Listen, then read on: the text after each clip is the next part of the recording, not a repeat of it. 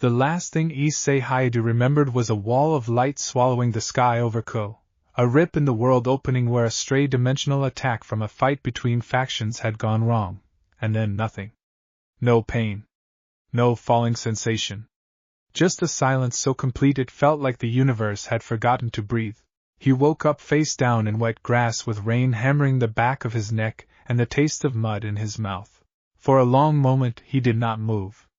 He listened to his own heartbeat, counted it, made sure it was still there, then pushed himself up onto his knees and looked around.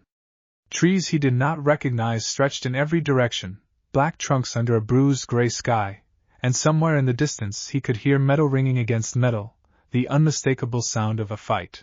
Issei got to his feet, the red gauntlet already humming faintly against his left arm as if it too sensed that something in this world was wrong. He followed the sound because that was what he always did.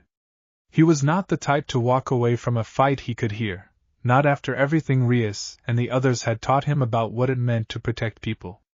He crested a low ridge and found a village burning at the edges, thatched roofs smoking under the rain, and in the muddy square below a group of armored men in strange uniforms were dragging villagers out of their homes.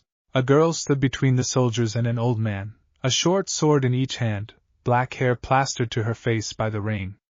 She moved like something out of a dream, precise and silent, and every soldier who came near her fell without a sound, her blade finding gaps in armor that should not have existed. Issei watched her cut down 3 men in the time it took him to blink, and something in his chest recognized her before his mind caught up. Not recognition of a person. Recognition of a kind of soul. Focused. Burdened. Alone even while surrounded. A 4th soldier raised a crossbow at her back while she was mid-strike against another man, and Issei did not think, he moved, boosting down the ridge in a burst of red light with a cry that made every head in the square turn toward him. Boost. He caught the bolt out of the air an inch from her spine, close enough that he felt the wind of it pass his glove, and the crossbow user barely had time to look surprised before Issei's fist met his jaw and put him down in the mud. The girl turned, sword still raised, eyes flat and assessing in a way that made him feel like he was being weighed on a scale he could not see. Rain dripped from the tip of her blade. "You are not from the Empire," she said. It was not a question. "I have no idea what the Empire is," Issei admitted, breathing hard, watching the remaining soldiers regroup at the edge of the square. "But those guys were about to shoot you in the back, so I figured I would do something about it." She studied him for one more second, then turned back to the fight without another word, and Issei took that as permission. He surged forward, gauntlet blazing, and for the first time since waking up in the mud he let himself stop thinking about how he had gotten here and simply fought, because that at least he understood. Between the two of them the square was cleared in minutes. The surviving soldiers fled into the tree line, and the villagers who had been dragged out into the rain slowly gathered themselves, disbelief plain on their faces as they looked at the boy who had appeared out of nowhere and the girl who they clearly already knew.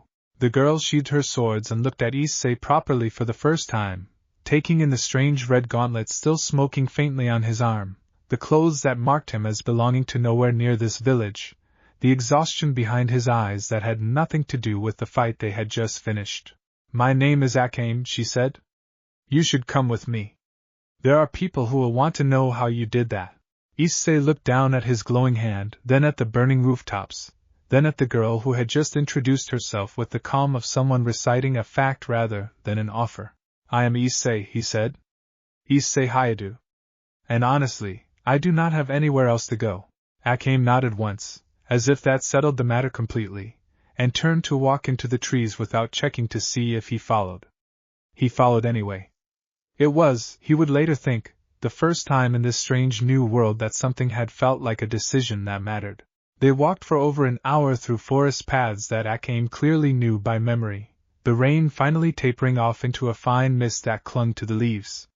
She did not speak much, and Issei found himself filling the silence with careful questions, testing the boundaries of what she was willing to answer.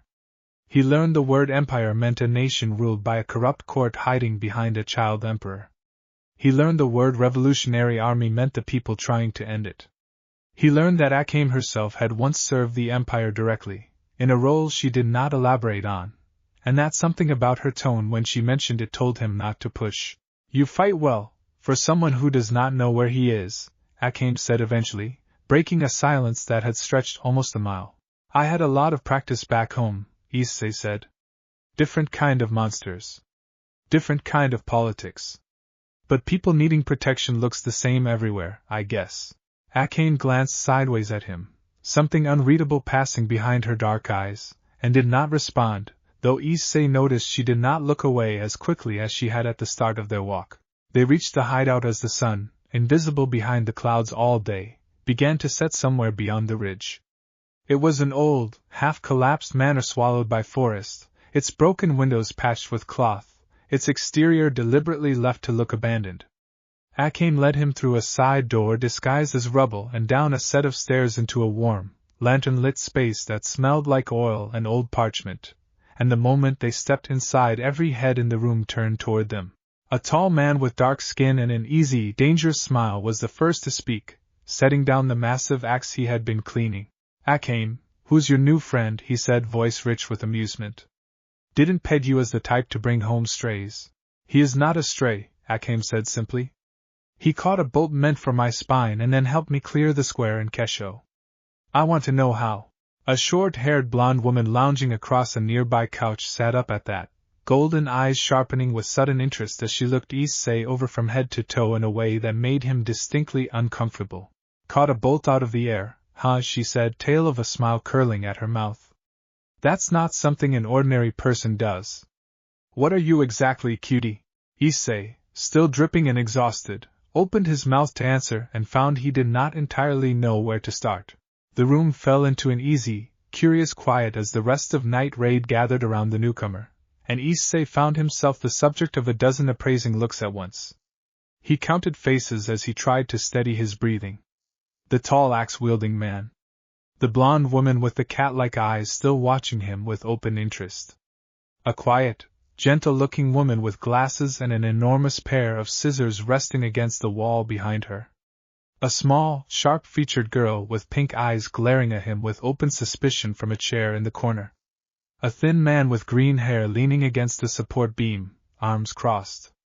And standing slightly apart from the rest, a woman with silver hair and a mechanical arm, her single visible eye taking in every detail of him with the calm precision of someone used to command. I am Issei Hyoudou, he said finally, deciding that the truth, however strange it sounded, was easier than trying to invent a lie he could not maintain. I am not from this world. Where I am from, there are things called sacred gears, weapons bound to a person's soul. Mine happens to be a very powerful one. I do not know how I ended up here. One moment there was a fight back home, the next I woke up in the mud outside that village. The silver-haired woman studied him for a long moment before speaking, her voice calm but carrying an authority that made the whole room quieter still. I am Negenda, leader of Night Raid, she said. We are the strike force of the Revolutionary Army operating within the Empire's capital. If what you say is true, you are the first person any of us has met who fell out of the sky with power like that. I want more details before I decide whether to trust you. That is fair, Issei said, and meant it. He told them what he could. He told them about sacred gears and about the boosted gear specifically, about the voice that lived inside it, about the doubling of power it granted him in short bursts. He did not tell them everything about his old world, some instinct keeping the names of people he loved close to his chest until he understood this new world better. But he told them enough that by the time he finished, the sharp-eyed girl in the corner had at least stopped glaring quite so openly. The blonde woman, who introduced herself as Leone, was the first to break the tension, throwing an arm around Issei's shoulders with a familiarity he had not expected. Well, whatever you are, you're built like someone who can take a hit, she said, giving his shoulder an approving squeeze that made him yelp. I like him already. Can we keep him, boss? We are not a kennel, Negenda said dryly, though there was the faintest trace of amusement in it. But he did protect Akame, and Akame does not offer trust lightly. Issei, if you have nowhere else to go, and if what you say about your abilities is true, then I am willing to offer you a place here, on one condition. You fight for the Revolutionary Army, and you fight against the corruption of this empire, not for your own gain. Issei thought of Rias, of Ko, of everyone he had left behind without meaning to, and felt a familiar resolve settle into his chest, the same resolve that had carried him through every fight that had ever mattered. I do not know this empire, he said. But if it is hurting people the way those soldiers were hurting that village, then I am already on your side. I would like to help. If you will let me. Negenda studied him a moment longer, then extended her human hand, and Issei shook it, feeling the weight of the decision settle over him like a second skin. Welcome to Night Raid, she said. The days that followed passed in a blur of adjustment. Issei was given a small room in the manor, its window boarded but its floor swept clean, and he spent his mornings training in the overgrown courtyard behind the hideout, testing the limits of his gauntlet against a world that ran on different rules than the one he had left. Akame often watched these sessions from the courtyard wall, arms crossed, offering the occasional correction to his footwork that he suspected came less from concern and more from a professional's inability to watch sloppy technique without commenting on it. You waste motion, she told him one gray morning, dropping down from the wall to stand a few feet away as he caught his breath after a boosted sprint that had ended with him nearly running face first into a tree. I am aware, he panted. Boosted gear is a lot of raw power, and not a lot of finesse, at least not yet. Where I am from, my technique was still developing when I ended up here. Then we will develop it, Akame said, as though this too were simply a fact rather than an offer, and drew one of her short swords, gesturing for him to raise his guard. They sparred for the better part of an hour, and though Issei lost more exchanges than he won, something in him settled with every clash of steel against gauntlet, some part of his soul recognizing in Akame's brutal efficiency a kindred discipline, the same kind of hard-won strength that came from protecting things you could not afford to lose. When they finally stopped, both breathing hard, rain beginning to mist down again from the gray sky above, Akame looked at him with something that was not quite a smile but was close enough to one that Issei felt his chest tighten in a way he did not entirely understand. You fight like someone who has already lost people, she said quietly. It shows in how hard you try to protect what is in front of you. Issei did not answer right away, thinking of Asia, of Irina, of every fight in his old world where the stakes had been someone's life and he had sworn never to be too slow again. Something like that, he said finally. Akame held his gaze a moment longer, then sheathed her sword and turned back toward the manor without another word, though Issei noticed she walked half a step slower than usual, as if giving him the chance to fall into step beside her. He took it. 2 weeks into his new life, Negenda called the full team together in the manor's underground meeting room, a map of the capital spread across the table, marked with symbols Issei was still learning to read. There is a noble named Gambi operating a slave trade out of a warehouse near the eastern gate, Negenda said without preamble. He has ties to the Prime Minister's faction, which means the guard patrols in that district have been paid to look the other way. Our job is to end the operation and remove Gambi from play. Leone will scout the perimeter. Bullet and Akame will handle interior resistance. Mine will provide long-range cover from the rooftop across the street. Issei, you go with Akame. Consider it a field test. Issei felt every eye in the room shift toward him, and he straightened under the attention, nodding. I will not let her down, he said, and beside him Akame's expression did not change, though something in the set of her shoulders eased fractionally. The mission began at midnight under a moon thin as a blade. Issei crouched beside Akame on a rooftop overlooking the warehouse district, watching lantern lights spill from cracks in the boarded windows below, listening to the muffled sound of voices and the occasional clank of chains that turned his stomach in a way no amount of demon fighting back home had ever quite prepared him for.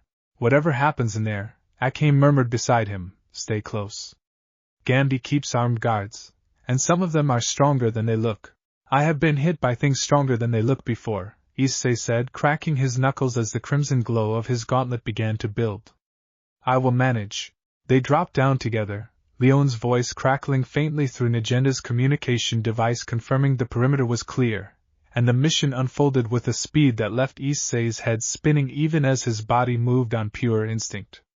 Bullet's massive frame tore through the warehouse's front defenses like something out of legend, his laughter booming through the halls as he met resistance head-on. Akame moved like a shadow-given form, and every guard who crossed her path fell before they finished raising their weapons. Issei stayed at her side as promised, catching blows meant for her flank, boosting his strength again and again until the gauntlet's voice rang loud and satisfied in his skull, and by the time they reached the central chamber where Gambi himself cowered behind a ring of his personal guard, the warehouse's outer defenses had been reduced to nothing. Gambi was a soft, over-jeweled man who tried to bargain the moment he saw them, offering gold, offering information, offering anything he thought might buy his life, and Akame listened to none of it, her expression as flat and final as it had been the day Issei met her. "You trade in human lives," she said, raising her blade. "There is no bargain here." It was over in a single motion, and Issei, who had seen a great deal of death in his own world, still found himself quietly grateful that Akame turned away before he had to see the exact details of the end. Somewhere behind them, chained prisoners were already being freed by Leone and Bullet, and the sound of their disbelieving sobs of relief did more to settle Issei's stomach than anything else could have. They regrouped on the warehouse roof as dawn began to threaten the eastern sky, the freed captives already being escorted toward a Revolutionary Army safehouse by a pair of local sympathizers. Mine climbed up last, her enormous rifle slung across her back, looking Issei over with the same critical eye she had given him since the day they met. "Not bad, new guy," she said, arms crossed, though there was a grudging note of respect under the bite of her words. "You kept up." "Barely." "I will take barely," Issei said, grinning despite the exhaustion pulling at every muscle in his body. Bullet clapped a heavy hand on his shoulder hard enough to nearly buckle his knees, laughing warmly. "You fought well tonight, brother," he said. "There is a kind of strength that only comes from wanting to protect something, and you have it. I could feel it in every strike." Issei ducked his head, unused to praise from people he had known for only 2 weeks, and found Akame watching him from a few feet away, her dark eyes steady in a way that made the tips of his ears go warm despite the cold pre-dawn air. "You did well," she said simply, and though the words were plain, something in the way she said them made his chest feel tight in a manner he was beginning to suspect had very little to do with exhaustion. They returned to the hideout as the sun finally broke over the horizon, and for the first time since waking up in the mud outside Kesho, Issei allowed himself to think that perhaps he had not simply fallen into a new war. Perhaps he had fallen into a place where he could matter again. He did not yet know how right, and how complicated, that feeling would turn out to be. The Empire did not take the loss of Gambi quietly. Within a week, patrols in the capital doubled, and Agenda gathered the team again with a grimmer look on her face than Issei had yet seen from her. "The Prime Minister has requested additional protection for the capital's noble district," she said. "Which means General Esdeath has returned early from her campaign in the north. I do not need to tell any of you what that means." The name meant nothing to Issei, but the way every other person in the room stiffened at the sound of it told him everything he needed to know. Leone's usual easy grin vanished entirely. Mine's grip tightened on the strap of her rifle. Even Bullet's booming confidence dimmed by several degrees. "She is the strongest fighter the Empire has," Akame said quietly, noticing his confusion. "She commands the 3 beasts and an army of her own. She has never lost a fight. Not one. If you meet her, Issei, you run." "That is not a suggestion. I have never been very good at running," Issei admitted, and Akame's expression tightened in a way that told him she had expected exactly that answer and liked it exactly as little as he suspected she would. It happened 3 days later, during a reconnaissance mission that was meant to be simple. Issei and Leone were tasked with mapping troop movements near the capital's outer wall, nothing more, a quiet observation job that should have ended without incident. It did not. They rounded a corner near an abandoned watchtower, and found themselves face to face with a column of Imperial soldiers, and at its head, unmistakable even to someone who had never seen her before, stood a tall woman with pale blue hair and eyes the color of frost, an aura of danger radiating off her that made every instinct in Issei's body scream at him to be somewhere else. "Well," she said, tilting her head with an expression of open, delighted curiosity that was somehow more unsettling than open hostility would have been. "I do not recognize this one. Leone, I know. But you," she said, gaze fixing on Issei with an intensity that felt physical, "you are new." Leone grabbed Issei's arm hard enough to bruise. "We need to go, now," she hissed. But Issei had already felt the soldiers moving to encircle them, cutting off every obvious retreat, and some old, stubborn part of him refused to simply turn his back on a fight that was already closing in. Go, he told Leone. Get back to the others. I will catch up. Are you insane? Leone snapped, but the soldiers were already closing the gap, and there was no time left to argue. Issei boosted, the red light of his gauntlet flaring bright enough to draw a soft, interested hum from Esdeath, and threw himself at the nearest wall of soldiers with everything he had, buying Leone the half-second she needed to break away into the trees. He did not manage to follow her. Esdeath moved faster than anything he had ever seen, faster than Kiba on his best day, and the air around him dropped to a bone-deep cold as ice began forming at her fingertips. Fascinating, she murmured, almost to herself, watching him try to recover his footing on ground that had turned to frost beneath his boots. Such strength, and yet you are protecting a retreat instead of fighting to win. How strange. How very strange. Issei boosted again, twice in rapid succession, feeling the familiar surge of doubled power roar through his limbs, and threw himself forward with a punch that should have shattered stone.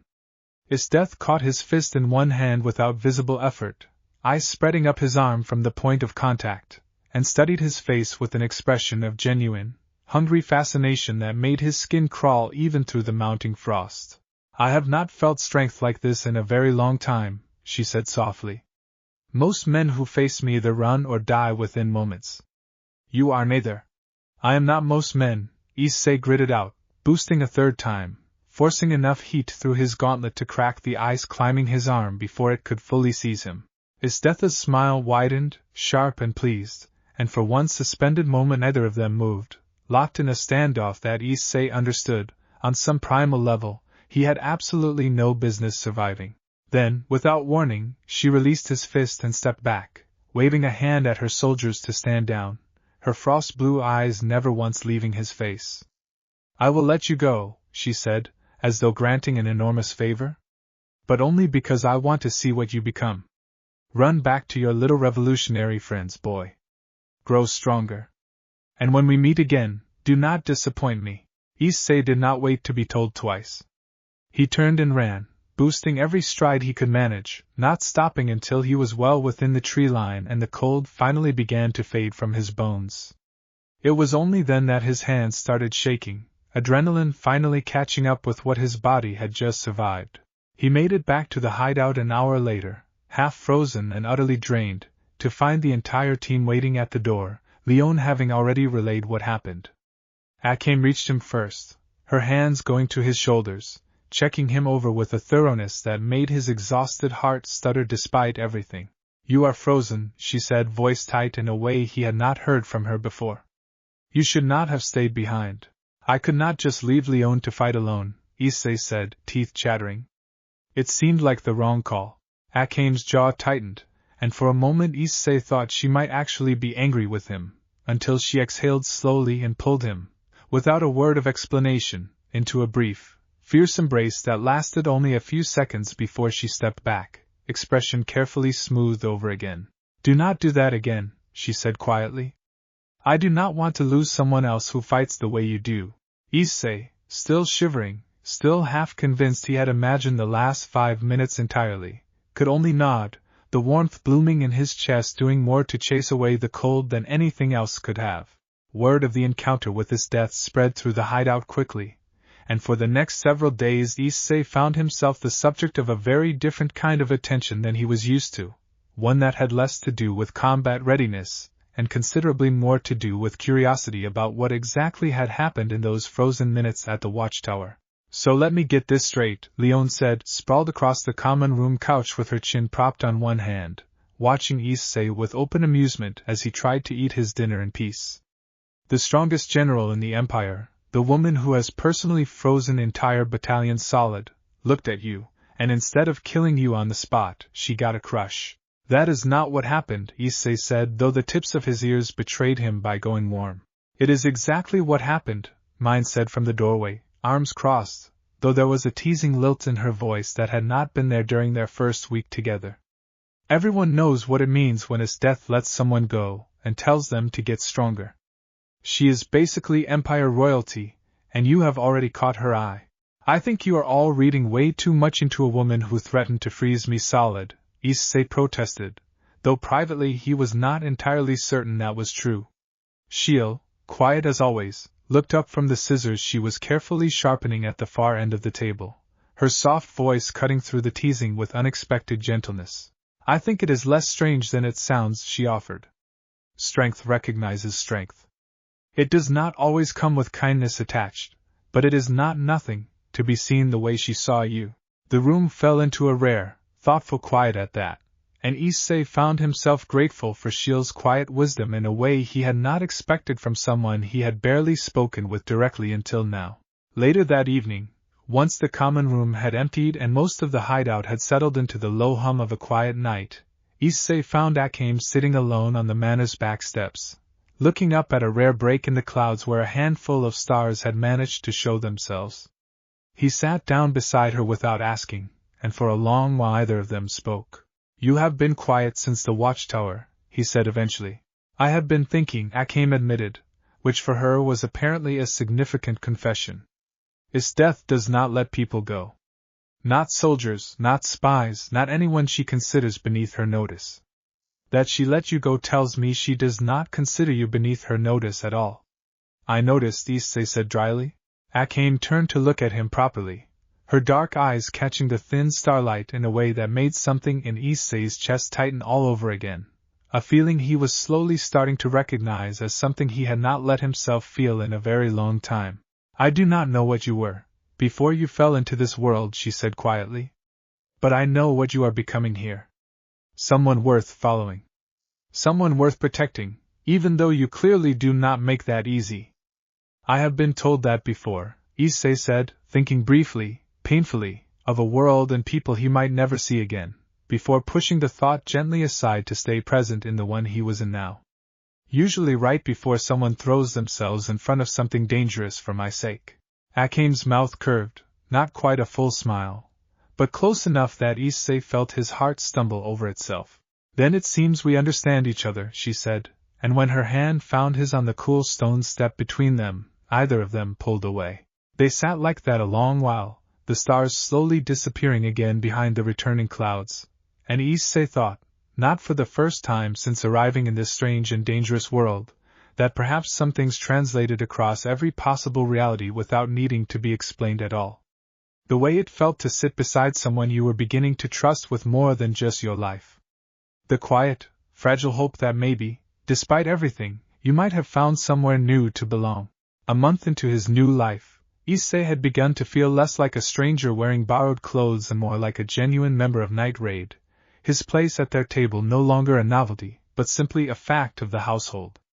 It was into this fragile new normalcy that Negenda dropped the news that would define the rest of the season. The Revolutionary Army has received intelligence that the Prime Minister is moving a shipment of Imperial Arms through the southern trade road, she said, spreading a fresh map across the meeting table, her single eye scanning the assembled team with grim intensity. Imperial Arms are ancient weapons of tremendous power, forged for war centuries ago. If even one of these falls into the wrong hands permanently, it could turn the tide of this entire conflict. We are going to intercept the convoy before it reaches the capital. How heavily guarded? Bullet asked, already reaching for his weapon. Heavily, Negenda said. Including, according to our informant, a personal escort led by General Esdeath herself. The room went very still, and Issei felt every eye flick briefly toward him before returning to the map, a silent acknowledgement of the complication his presence now represented. I will not let that stop me from doing my part, he said before anyone could suggest otherwise. Akame's hand found his beneath the table, brief and steadying, and Negenda, watching the exchange with the sharp attentiveness of a leader who missed very little, allowed herself the ghost of a smile before continuing the briefing. The ambush was set for a stretch of forest road 2 days south of the capital, and the team moved out under cover of a heavy rain that Leone declared, with grim satisfaction, would work in their favor by muffling both sound and scent. Issei found himself paired again with Akame, the two of them positioned in the high branches overlooking the road, waiting in tense silence as the rumble of an approaching convoy grew steadily louder through the downpour. The convoy itself was massive, a dozen armored wagons flanked by soldiers on all sides, and at its head, unmistakable even through sheets of rain, rode Esdeath, her frost blue hair plastered dark against her shoulders, an easy, terrible calm radiating from her that made Issei's stomach tighten with dread even as his gauntlet began to hum in anticipation. The ambush began the moment the convoy reached the narrowest point of the road. Bullet and mine struck first, tearing into the flanking guard with brutal efficiency, and in the chaos that followed Issei and Akame dropped from the trees together, moving as a single coordinated unit in a way that surprised even Issei with how naturally it came. He cleared a path through the soldiers. Akame moved like a blade given purpose beside him, and for several long, furious minutes the battle felt almost winnable, the shipment nearly within their grasp. Then Esdeath entered the fight properly, and everything changed. She moved through the battlefield like a force of nature, ice spreading in her wake, and within moments half the convoy's defenders lay frozen or scattered, not because Night Raid had lost ground but because Esdeath was simply, casually, clearing space to reach the one person on the battlefield who actually interested her. "There you are," she said, coming to a stop directly in Issei's path, ice crystallizing along the edge of her blade as she regarded him with open, hungry delight. "I have been waiting for this." Issei boosted twice, 3 times, feeling the gauntlet's power roar through him louder than it ever had before, and met her first strike with everything he had.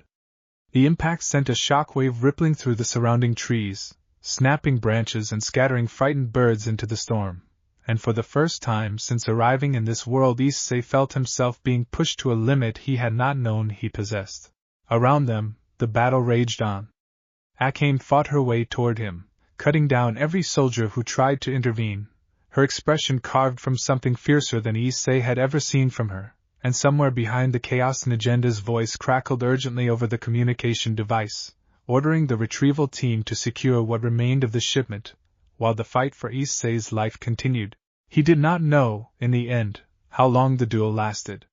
He knew only that Esdeath fought him not to kill, not truly, but to see exactly how far he could be pushed, testing him with a kind of terrible affection that felt entirely foreign and entirely genuine all at once, and that somewhere in the final exchange, boosting past what should have been his absolute limit, he managed to land a blow solid enough to send her skidding backward through the mud for the first time since the fight began. Esdeath straightened slowly, wiping a thin line of blood from her lip, and looked at him with an expression that was somehow more dangerous than her earlier delight, something colder and more focused settling behind her frost-blue eyes. "Interesting," she said softly. "Very interesting." She raised a hand, and the remaining Imperial soldiers began to fall back, the convoy's surviving wagons retreating with them, the ambush ending not because Night Raid had won outright but because Esdeath, for reasons entirely her own, had decided the encounter was finished. "Next time," she called back through the rain, "we finish this properly. Grow stronger, Issei Hyoudou. I am beginning to think you might actually be worth my time." Then she was gone, vanishing into the storm with her retreating soldiers, and Issei finally allowed his knees to buckle, exhaustion crashing over him all at once as Akame reached him, catching him before he hit the ground, her arms tight around him in a way that told him more clearly than words ever could exactly how frightened she had been. They recovered 2 of the 12 Imperial Arms before the convoy fully retreated, a partial victory Nagenda declared worth the cost as the team made their way back through the rain toward the safety of the hideout. Issei walked the last stretch leaning heavily on Akame's shoulder, his body aching in places he had not known could ache, his mind still replaying the strange, dangerous light in Esdeath's eyes as she had walked away. He did not know yet what she wanted from him, whether it was rivalry or something stranger and more complicated. He did not know yet how deep his place in this new world would eventually run, or how many more names would come to matter to him the way Akame's already did. He knew only that the storm was finally beginning to break, that Akame's hand had not once left his the entire walk home, and that whatever came next, he intended to face it standing, exactly the way he always had. Behind them, the forest settled back into silence, rain fading to a fine mist over a road now littered with the marks of a battle that had only just begun. The days after the convoy ambush passed slower than any Issei had known since arriving in this world, his body demanding a recovery his stubborn heart kept trying to skip past. Bullet had all but ordered him into bed after the second time he tried to join morning training with bruises still yellowing along his ribs, and Issei, grumbling the entire way, had finally admitted that even boosted stamina had its limits.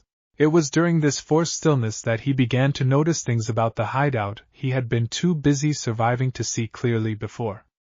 The way Sheele hummed quietly to herself while sharpening her scissors, a tuneless, private little melody that stopped the moment she realized anyone was listening.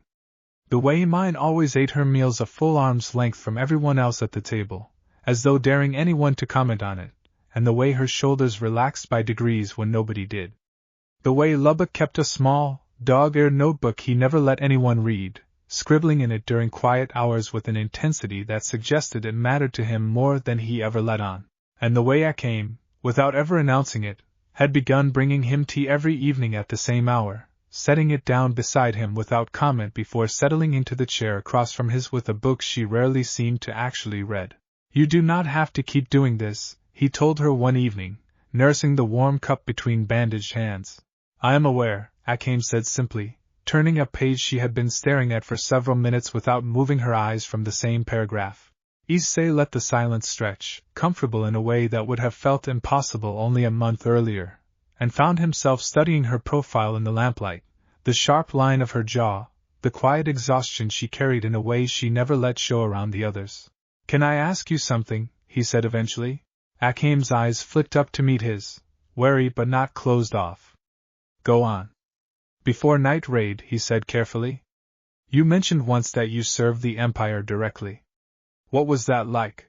For a long moment he thought she would not answer, her expression shuddering the way it did whenever the past came too close to the surface. But then she set her book down entirely, folding her hands in her lap with the deliberate care of someone choosing words meant to carry weight. "I was trained from childhood to be a weapon for the court," she said quietly. "I had a sister once. We were separated when the Empire decided we would serve different purposes. I do not know, most days, whether she is even still alive. I left that life because I could no longer pretend the things I was ordered to do were justice." Akame paused, meeting his eyes directly. "I do not tell many people that." "Thank you for trusting me with it," Issei said, meaning it fully, and something in Akame's expression softened at the sincerity in his voice, a fraction of the careful armor she wore easing away in the lamplight. "I do not know why it is easy, with you," she admitted, almost to herself. "It has not been easy with anyone in a very long time." Issei reached across the small space between their chairs and covered her hand with his own, and Akame, after a brief moment of visible hesitation, turned her palm upward to lace their fingers together instead, the two of them sitting in comfortable silence long after the tea had gone cold. Leone found them like that an hour later when she wandered in looking for a late-night snack, and to her considerable credit she managed to hold her tongue for a full 3 seconds before breaking into a delighted grin. "Well, well," she said, leaning against the doorframe with her arms crossed. "Look who finally figured out where the good tea is kept." Akame did not pull her hand away, though a faint color rose in her cheeks that Issei had never once seen on her before. "Go away, Leone," she said, without any real heat behind it. Leone laughed, holding up both hands in mock surrender as she backed out of the room, though not before shooting Issei a look that was equal parts teasing and genuinely fond. "Take care of her, cutie," she called back over her shoulder. "She does not let people in easy. You should know what that means." "I do," Issei said quietly, watching Akame's expression as the door swung shut behind Leone, and meant every word of it. The following morning, fully cleared for training again, Issei found the hideout's mood had shifted into something busier and more purposeful, Nijenda's voice carrying down from the meeting room in the clipped, focused tone that meant new orders were coming. He made his way down to find the full team already gathered, a fresh set of maps and reports spread across the table, and slid into his usual seat beside Akame without needing to be told twice. "Our informants inside the capital have confirmed something troubling," Nijenda said without preamble, gaze sweeping the table. "The Prime Minister has ordered the formation of a new assassination unit, separate from Esdeath's forces, meant specifically to hunt down revolutionary sympathizers and, if possible, night raid itself. Its leader is a young woman using Imperial Arms similar in nature to our own Akame's blade." "Do we have a name?" Bullet asked, arms crossed.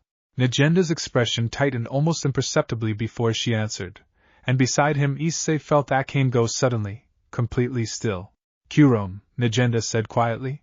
The word landed in the room like a struck bell, and Issei, watching Akame's carefully composed face for the first time show something close to open pain, understood without needing to be told that whatever came next in this war was about to become a great deal more personal than it had been before.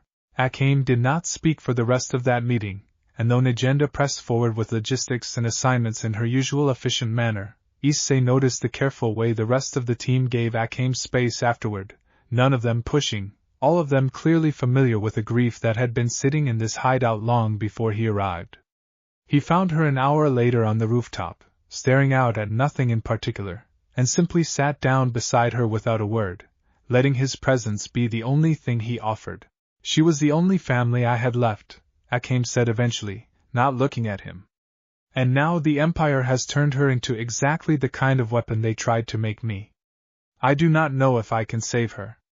I do not know if there is anything left in her to save. Then we will find out together, Issei said simply. You are not carrying that alone anymore. Not if I have anything to say about it. Akame turned to look at him then, something raw and unguarded in her expression that she rarely allowed anyone to see, and for a long moment neither of them said anything else at all, the weight of the promise settling quietly between them.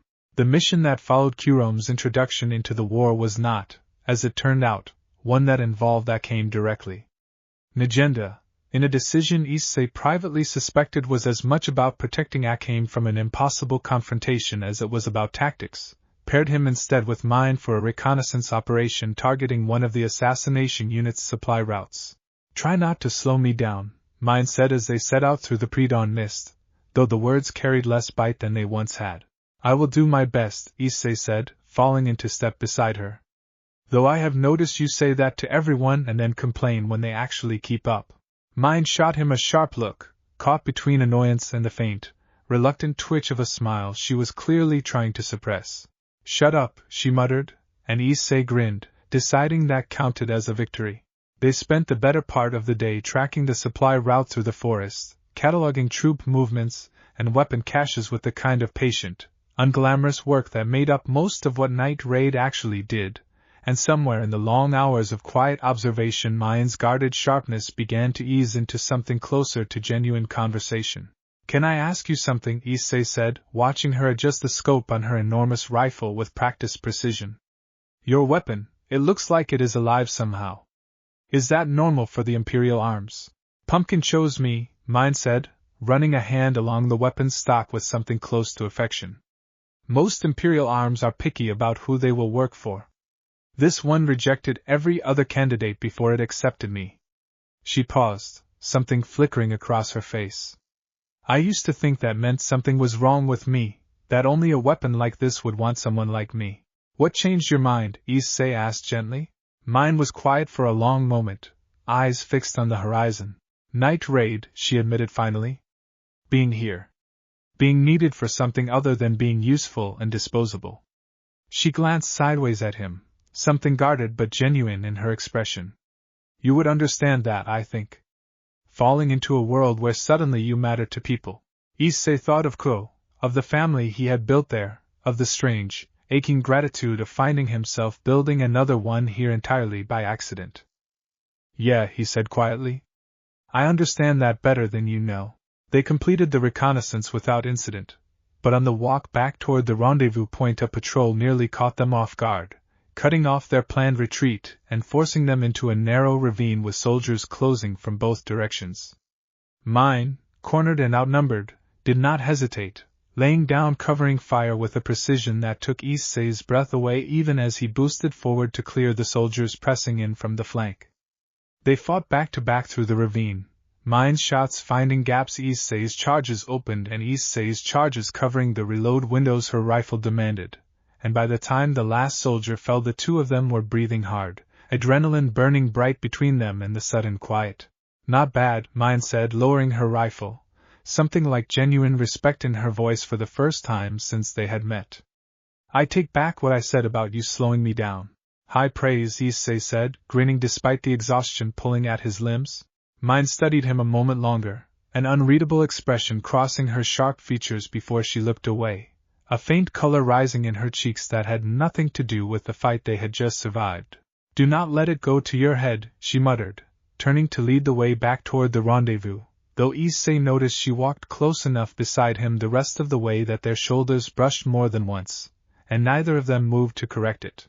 Sheele was, in Issei's growing experience, the quietest member of Night Raid, content to sit at the edge of most conversations with a gentle, half-distracted smile, her enormous scissors resting against her shoulder like an old friend rather than a weapon of war. It was easy, he found, to overlook how dangerous she truly was until he saw her fight, and even easier to forget how much quiet strength lived behind her soft, often absent-minded exterior.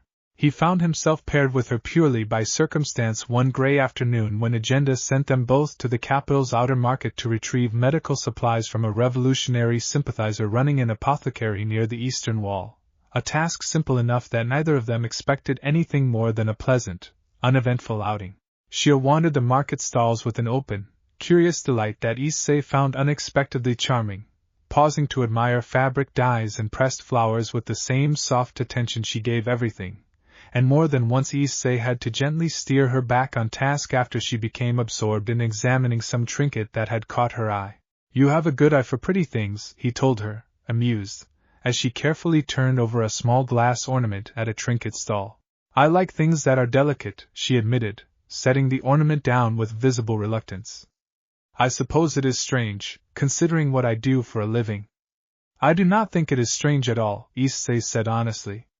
I think it probably means you understand better than most people what is actually worth protecting. Sheele looked at him with an expression of quiet surprise, as though the observation had genuinely caught her off guard, and something warm and grateful crossed her face before she looked away, a soft smile touching her lips. That is a kind thing to say, she said quietly. Not many people bother to look past what I can do with these scissors. I have noticed that about you, Issei said. You let people underestimate you. I do not think it is because you cannot correct them. I think you just do not care to. There is not much point, she said, with a small, philosophical shrug. People will believe what they want about you regardless of what you say. It is easier to let my actions speak when it matters. They collected the medical supplies without incident, the sympathizer at the apothecary passing along the crates with the practiced discretion of someone long used to this kind of quiet resistance work. But on their way back through the market a commotion near the central square drew their attention, a cluster of Imperial soldiers harassing a group of merchants over unpaid taxes that, from the panicked protests rising above the crowd, sounded suspiciously invented on the spot. Sheele's expression shifted the moment she saw it, the soft, distracted warmth draining out of her face and replaced by something colder, more focused, and Issei realized with a start that he was seeing, for the first time, the version of her that had earned her place in Night Raid. We cannot intervene directly, she said quietly, though the tension in her shoulders suggested every instinct in her was fighting the restraint. It would compromise the mission. But I do not have to like it.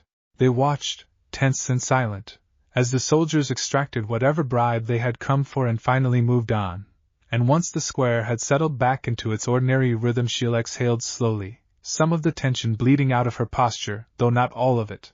I hate this part of the work, she admitted quietly as they resumed their walk. Watching and waiting while people suffer, because acting too soon would cost us more in the end. I understand why we do it. I do not think I will ever like it. I do not think you are supposed to like it, Issei said gently.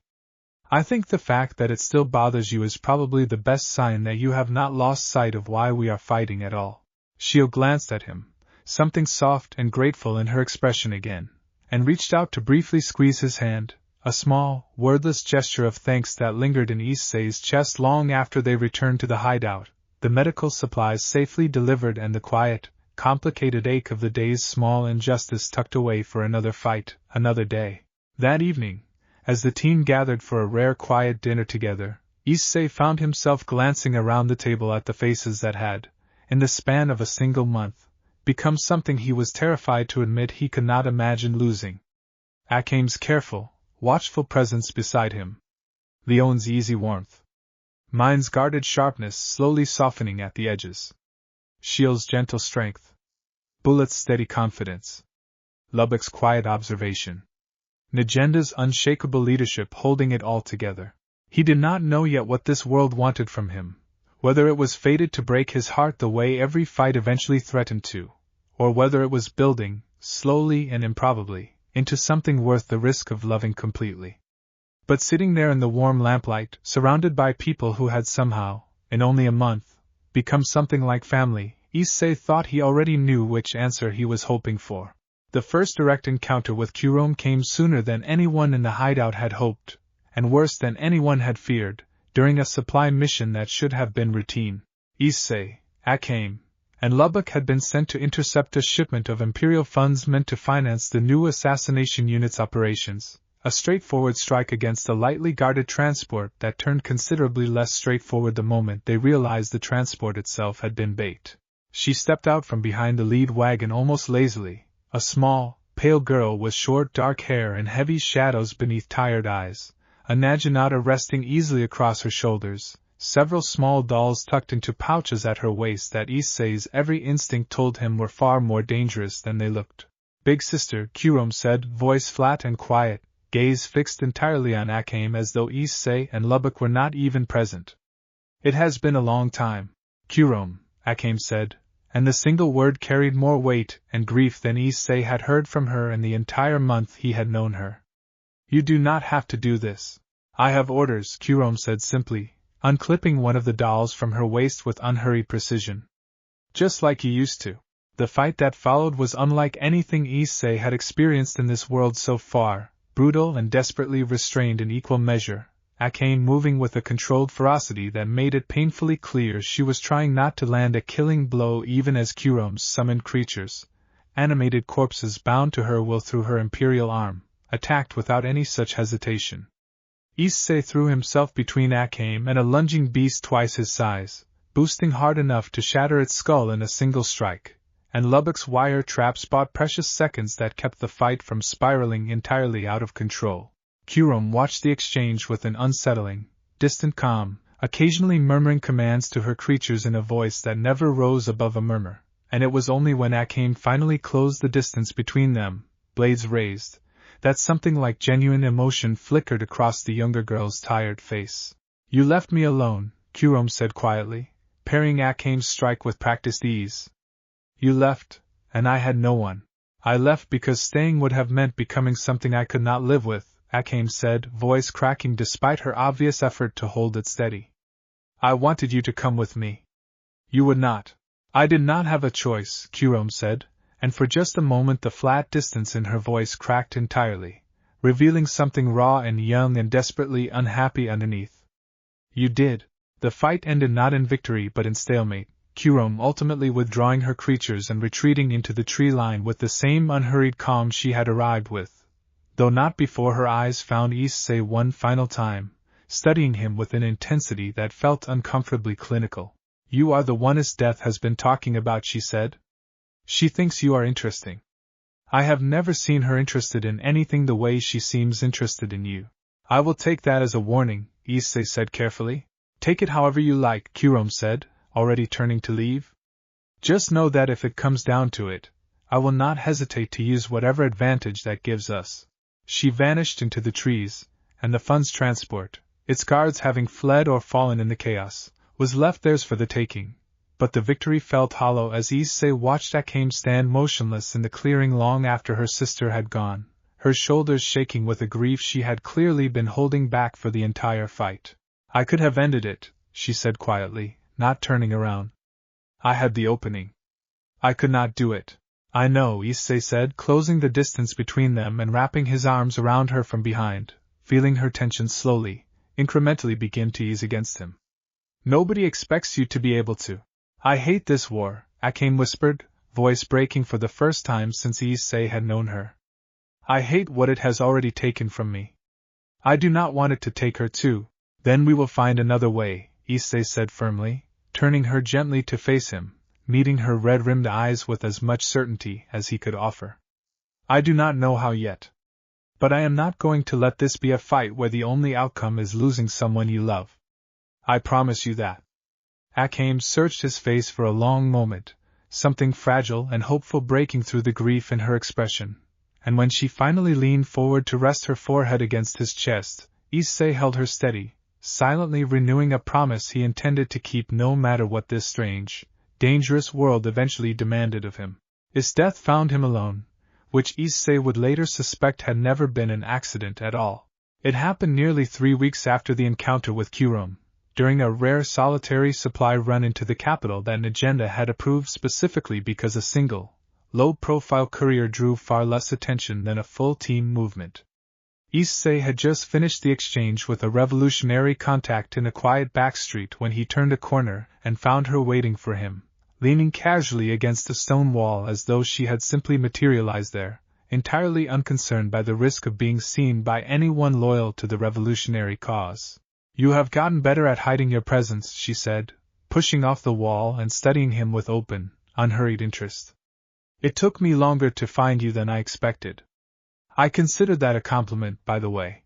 Issei's whole body tensed, calculating exits, calculating risk, calculating whether this was an ambush disguised as a conversation. "I am not looking for a fight," he said carefully. "Neither am I, today," Esdeath said, and something about the easy honesty in her tone actually startled him more than open hostility would have. "I am simply curious. You are the only person who has interested me in longer than I care to admit, Issei Hyoudou, and I find I do not enjoy being kept waiting for answers about the things that interest me." "What do you want to know?" he asked, deciding that engaging carefully was safer than trying to flee a woman who could freeze him solid before he took 3 steps. Esdeath tilted her head, studying him with an intensity that made his skin prickle, though not, he noted with some discomfort, entirely from fear. "Where you come from," she said. "What you are. Why a man with your strength chooses to spend it protecting a rebellion that will likely get him killed rather than seeking power for himself, the way any sensible person in your position would.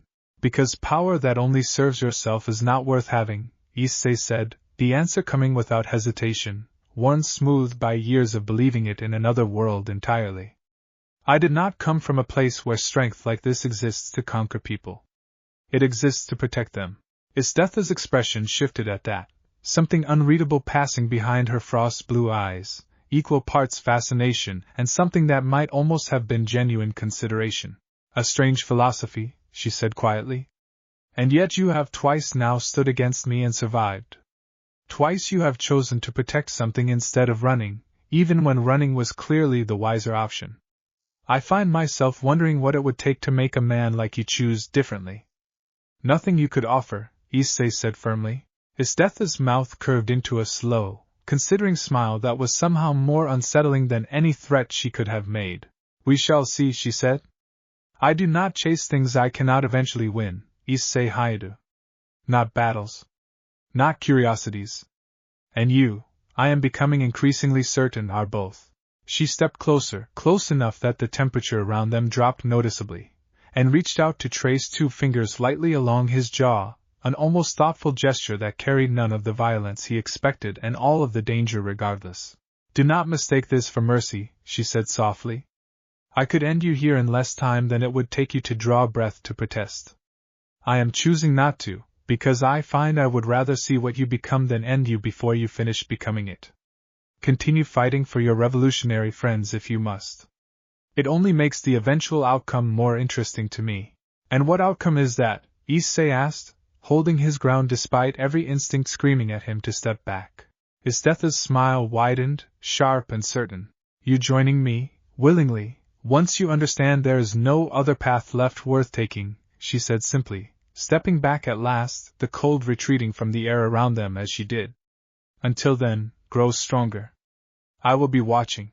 She turned and walked away without another word, disappearing around the corner with the same unhurried ease she had arrived with, and Issei stood rooted to the spot for a long moment afterward, his heart hammering with an adrenaline that had very little to do with fear and considerably more to do with an unwelcome, confusing awareness he did not yet know what to do with. He told Negenda everything the moment he returned to the hideout, and though her expression remained carefully neutral throughout his account, he did not miss the way her grip tightened on the arm of her chair. "This complicates things considerably," she said finally. "Esdeath does not fixate without purpose. If she has decided you are worth her personal attention, it means the Empire's strongest asset is now, in some sense, unpredictable where you are concerned. That could be dangerous. She paused, studying him carefully. It could also, potentially, be an opportunity, if it is ever managed correctly. I am not interested in being anyone's opportunity, Issei said firmly. No, Negenda agreed. But you may not get to choose that entirely on your own. Not with a woman like Esdeath deciding otherwise. That night, lying awake long after the hideout had gone quiet, Issei found himself replaying this strange, unsettling conversation over and over, less troubled by the threat of Esdeath's power than by the uncomfortable honesty of her fascination, and the small, stubborn part of him that recognized, buried beneath every reasonable fear, something that almost resembled understanding for a woman who had apparently never once in her life been told no by anyone strong enough to make it stick. He did not know yet what that recognition would eventually cost him, or grant him. He knew only that this war, and this world, had just become considerably more complicated than a simple fight between right and wrong, and that somewhere beneath the fear, a dangerous, curious part of himself had already begun wondering what Esdeath meant by becoming. Word of Issei's growing reputation reached the Revolutionary Army's leadership faster than he expected, and it was barely a week after the encounter with Esdeath that Negenda called him aside privately, a folded letter bearing an unfamiliar seal held loosely in her hand. This came from the Revolutionary Army's main camp, she said, passing it over. From the general commanding our Western forces. He has heard about the man who fell from another world and fought Esdeath to a standstill twice. He wants to meet you. Issei turned the letter over in his hands, feeling an unfamiliar weight settle into his chest at the words fought to a standstill, a description that felt both flattering and vaguely absurd given how thoroughly outmatched he had actually felt in both encounters. What does he want from me? He asked. Honestly, Negenda said, I suspect he wants to know whether you might be more useful to the cause than simply as another soldier in Night Raid. There has been talk, quiet talk so far, about what the Revolutionary Army will need once the Empire actually falls. A figurehead. Someone the people can rally behind who represents something more than another noble replacing another noble. Your arrival, strange as it is, has already become something of a story among our sympathizers. People like stories about strength that chooses to protect rather than conquer. Issei felt a flush of discomfort at the implication, shaking his head immediately. I am not trying to be anybody's king, he said. I just want to help end this the right way. That is precisely why they are talking about you, Negenda said, not unkindly. The people who want power for its own sake rarely make good leaders, Issei. The ones who never wanted it in the first place tend to make the best ones, when they can be convinced to accept it. Nobody is asking you to decide anything today. But do not be surprised if this conversation comes up again as the war progresses. The journey to the western camp took the better part of 3 days, and Negenda brought Akame and Leone along as escort, a decision that turned out to be less about security and more, Issei suspected, about ensuring he did not have to face the unfamiliar weight of political attention entirely alone. The camp itself sprawled across a wide valley, tents and makeshift barracks housing thousands of soldiers and refugees who had fled the Empire's cruelty. And the sheer scale of the suffering and hope gathered in one place struck Issei harder than he expected, a visceral reminder of exactly what this war actually cost the people caught beneath it. General Najma, an older woman with iron-gray hair and a soldier's economical bearing, received them in a command tent lined with maps of the entire empire, her sharp eyes taking Issei's measure the moment he stepped inside. So you are the one everyone is talking about, she said without preamble. The man who fell from the sky and made Esdeath hesitate. I have fought that woman's forces for 6 years, and I have never once heard of her hesitating for anyone. I do not know if hesitate is the right word, Issei said carefully. I think she was just curious. Curiosity from someone that dangerous is its own kind of victory, Najma said dryly. Sit.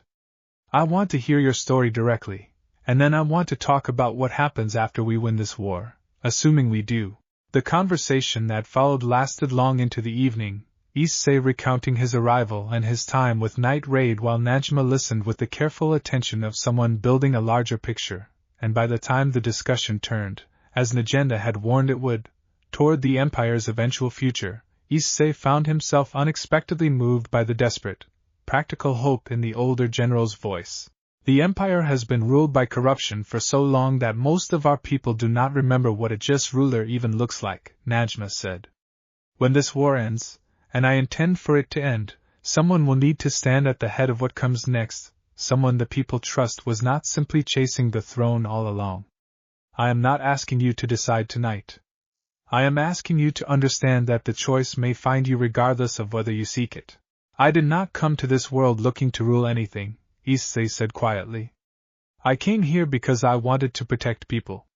If protecting them eventually means standing somewhere I never expected to stand, I suppose I will not run from it. But I will not chase power just because it is offered to me either. Najma studied him for a long moment, something like approval settling into her weathered features. That, she said, is precisely the answer I was hoping to hear. They left the western camp 2 days later, the seed of a conversation Issei had not fully processed yet settling uneasily alongside everything else this strange world had already asked of him. And on the ride back Akame rode close beside him, quiet in the way she got when something weighed on her mind. You look troubled, back there, she said eventually. I do not know what to do with the idea of being anyone's king, Issei admitted. I came here to fight beside people, not to be put above them. Akame considered that for a long moment, her expression thoughtful in the fading evening light. Perhaps that is exactly why it should be you, she said quietly. The people who deserve that kind of trust are usually the ones who never wanted it enough to fight dirty for it. If this war ends and the people need someone to believe in, I cannot think of anyone I would trust more with that than you. Issei glanced sideways at her, something warm and steadying blooming in his chest at the quiet certainty in her voice, and found, not for the first time, that Akame's faith in him was becoming one of the few things in this strange new world he trusted completely without question. We will figure it out together, when the time comes, he said finally.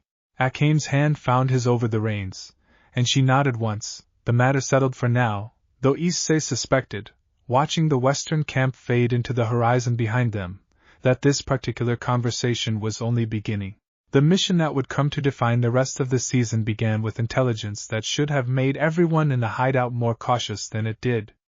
A revolutionary spy embedded within the capital's administration had confirmed that the Prime Minister intended to make a public example of captured rebels within the week, a mass execution staged in the central square to crush what remained of the city's sympathy for the revolutionary cause.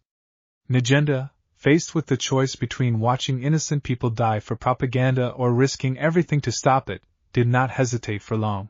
We are going in, she said, spreading the map of the capital's central district across the table with a grim finality that left no room for debate. This will not be a quiet operation. Esdeath's forces will almost certainly respond, and we should assume Furome's unit will as well. Everyone needs to understand exactly what we are walking into. The plan called for a coordinated strike, Bullet and Leone breaching the holding cells directly while Mine and Lubbock secured extraction routes, Sheele and Akame providing close support through the crowd, and Issei stationed at the square's central platform itself, tasked with buying whatever time the operation required against whatever resistance arrived first. It went wrong almost immediately. The execution had been moved up without warning, the square already packed with soldiers and a jeering, frightened crowd by the time night raid arrived, and the fight that erupted the moment Bullet tore through the holding cell's outer wall was louder and more chaotic than anything the team had faced together before. Issei boosted onto the platform amid screaming civilians and panicked guards, cutting down the executioner's block itself with a single strike before turning to hold the line against the wave of soldiers converging from every direction, and for a long, furious stretch of minutes the operation felt, against every reasonable expectation, like it might actually succeed. Then the temperature dropped, and Issei knew, before he even turned, exactly who had arrived. Esdeath descended into the square with terrible, casual grace, eyes spreading outward from where she landed in a wave that froze a dozen soldiers and rebels alike without discrimination, her frost-blue eyes finding Issei across the chaos with an intensity that made his stomach twist. I did wonder when you would show yourself again, she called, striding toward the platform with unhurried confidence. Though I admit, a rescue mission was not quite the reunion I imagined. Not everything is about you, Issei shot back, boosting hard as he met her first strike, the impact sending a shockwave rippling through the square that scattered fleeing civilians in every direction. The duel that followed was the fiercest they had yet fought, Esdeath pressing him with a relentless, almost gleeful intensity that forced Issei to boost past every limit he had previously tested, ice and fire trading blows across the square while behind them the rest of Night Raid fought desperately to complete the extraction.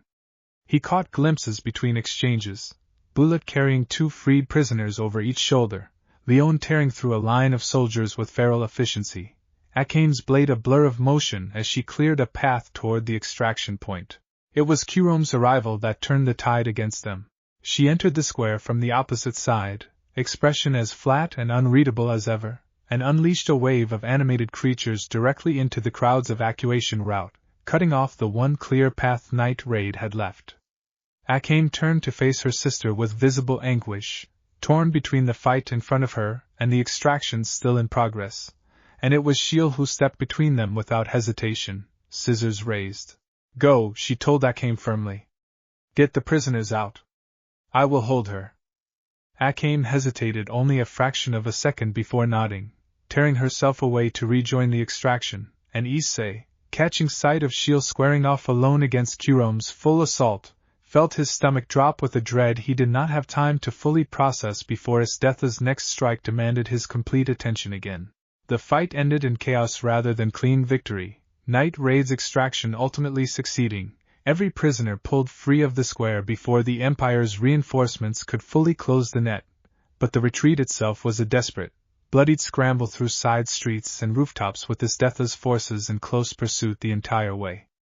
Issei fought a rearguard action alongside Bullet through the final stretch, boosting past what should have been complete exhaustion to buy the seconds the retreating team needed.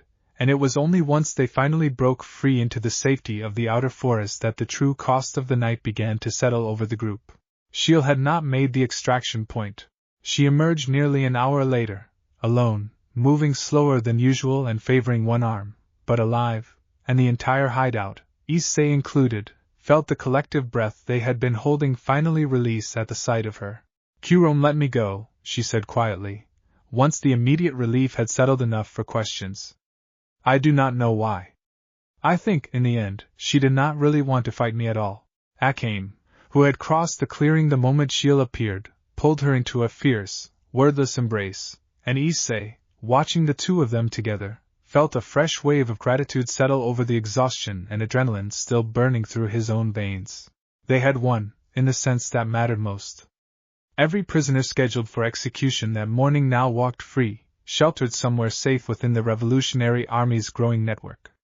But the cost of the victory, the closeness of the losses that had almost happened, sat heavy in the hideout that night, and Issei, lying awake long after everyone else had finally settled into uneasy sleep, understood with sudden, sobering clarity exactly how much higher the stakes of this war were about to climb. The hideout spent the following days in a quiet, careful kind of recovery, the adrenaline of the square finally bleeding out of everyone's system and leaving behind the slower, more honest work of processing exactly how close the mission had come to disaster. Issei found himself, more than once, simply sitting with different members of the team in the comfortable silences that came after surviving something together, no words necessary, just the reassurance of shared presence. It was Leone who finally broke the household's careful quiet on the third evening, appearing in the doorway of the common room with 2 bottles of something that smelled sharp and faintly medicinal, a wide, deliberately casual grin on her face that did not entirely mask the relief underneath it. "We survived," she announced, dropping onto the couch beside Issei and pressing one of the bottles into his hands before he could protest. "That is worth celebrating, even if Boss Lady insists it does not count as a proper party until we actually win the war. I am not sure I should be drinking whatever this is," Issei said warily, eyeing the bottle. "It will not kill you, cutie," Leone said, waving off the concern with easy confidence. "Probably." She took a long pull from her own bottle, then settled back against the couch cushions with a contented sigh, studying him with an expression that had lost most of its usual teasing edge. "You did good out there. Holding that line against this death long enough for the rest of us to get everyone clear. I do not think people say that to you often enough." Issei felt an unexpected warmth at the sincerity in her voice, so different from her usual playful bravado. "I could not have done it without everyone else pulling their weight too," he said honestly. Sure, Leone agreed easily. But that does not mean you should not hear it anyway. She nudged his shoulder with hers, a familiar, comfortable gesture that had become common between them over the past weeks. For what it is worth, I am glad you fell out of the sky into our mess of a war. It has been a long time since this place felt like it had room to hope for more than just surviving one mission to the next. I am glad too, Issei said quietly, and meant it entirely. They sat together a while longer, Leone's teasing gradually returning as the evening wore on, and by the time she finally wandered off toward her own room, the warmth of her easy affection had settled comfortably alongside everything else Issei had found himself feeling for the people who had, against every reasonable expectation, become his family in this strange new world. He found Akame later that night on the rooftop again, her usual retreat when her thoughts grew too heavy to sit with indoors, and settled beside her without needing to ask permission anymore, the two of them watching the last of the season's clear nights fade slowly toward the horizon. I keep thinking about what almost happened to Sheele, Akame admitted quietly. About how close we came to losing her because Kurome was there. I do not know how much longer I can keep asking everyone to risk themselves in a war that keeps circling back to my own unfinished history. You are not asking anyone to risk themselves for you, Issei said firmly. Every single person in that square tonight chose to be there because they believe in what we are fighting for, the same as you do. Sheele stepped in front of your sister because that is who Sheele is, not because you demanded it of her. Akame turned to look at him, something fragile and searching in her expression, and Issei reached over to gently brush a strand of hair back from her face, a small, tender gesture that felt entirely natural despite how new this closeness between them still was. I do not know how this war ends, he said quietly. I do not know what happens with Kurome, or Esdeath, or any of it. But I know that whatever comes, I intend to be standing right here beside you through all of it. That is not a burden you are placing on me, Akame. It is a choice I am making, every single day, because you are worth it.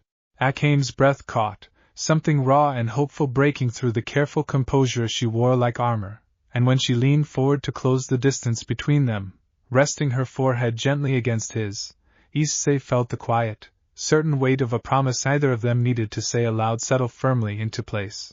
They stayed like that a long while, the stars finally breaking clear overhead for the first time in weeks, and somewhere below them the hideout settled into the peaceful, hard-won quiet of a family that had faced disaster together, and come out the other side still whole.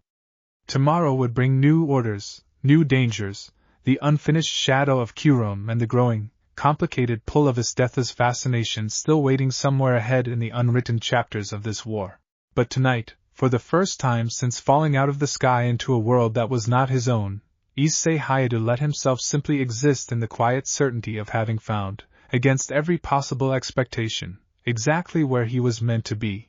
The weeks that followed settled into a rhythm Issei was slowly beginning to trust, missions and recovery folding into each other with a predictability that felt, after everything, almost precious. It was during one of the quieter stretches that Bullet pulled him aside for training that had nothing to do with combat readiness, and everything to do with something Issei suspected the big man had been waiting to say for a while. You carry a lot on your shoulders for someone who has only been here a few months, Bullet said, setting down his axe and settling onto an overturned crate in the courtyard with the easy confidence of a man completely at home in his own strength. I see it in how you fight. Every strike is about someone else. Never about you. Is that a problem? Issei asked, wiping sweat from his brow as he joined him. Not a problem, Bullet said, shaking his head. A pattern I recognize, though. I fought for a general once, before I found the Revolutionary Army, a man I believed in completely. When he died, I nearly lost myself trying to carry the weight of everyone he had failed to protect. It took me a long time to understand that carrying everything alone is not the same as being strong. Sometimes the strongest thing you can do is let the people around you carry some of it with you. Issei considered that for a long moment, thinking of Akame's grief over Kurome, of Sheele's near miss in the square, of the growing, tangled weight of everything this world kept asking him to hold. I do not always know how to do that, he admitted. Where I come from, I was the one people lean on. I am still figuring out how to let it go the other way. Bullet laughed, warm and genuine, clapping a heavy hand on his shoulder. Then you are exactly where you need to be, he said. This family does not let anyone carry things alone for long, whether you ask for help or not. You will learn. Lubbock, who had been listening from a nearby window with his usual quiet attentiveness, chose that moment to drop down into the courtyard, notebook tucked under one arm as always, an easy grin on his face that did little to hide the genuine warmth underneath it. He is right, you know, Lubbock said. Took me almost a year to stop trying to handle everything myself after I joined. Turns out having people who actually notice when you are struggling changes things more than you expect. What is in that notebook, anyway? Issei asked, genuinely curious. You never let anyone see it. Lubbock's easy grin faltered slightly, a flash of something more vulnerable crossing his face before he covered it with a careless shrug. Names, mostly, he said quietly. People we have lost along the way. I keep track because someone should remember them properly, even after everyone else moves on to the next fight. He paused, studying Issei with an unexpected seriousness. I do not usually tell people that.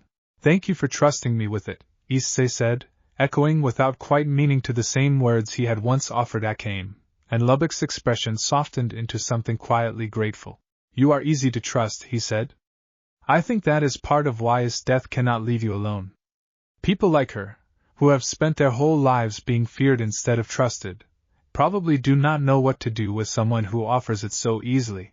The observation settled uncomfortably in Issei's chest, close enough to a truth he had not fully examined that he did not have a ready answer for it, and Bullet, sensing the shift, clapped his hands together with deliberate cheer.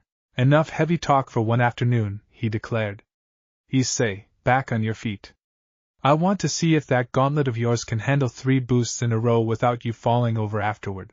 The training that followed pushed Issei harder than he had been pushed in weeks.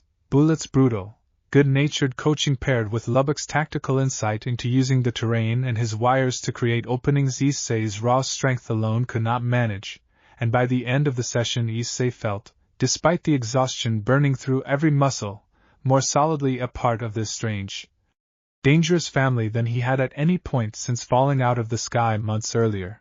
That evening, as the household settled into its usual quiet rhythm, Negenda called him aside privately, her expression more contemplative than usual. You have grown considerably since you arrived, she said, studying him with the appraising eye of a commander cataloging an asset she was slowly coming to trust as something more than that. General Najma has sent another letter. The Empire's grip on the northern provinces is weakening. If we can coordinate a large enough push before winter, we may finally have a real chance at reaching the capital itself within the year. That is good news, is it not? Issei said carefully. It is, Negenda agreed. It also means the choices ahead of you, about what role you eventually play in whatever comes after, are going to stop being hypothetical much sooner than either of us expected. She held his gaze steadily.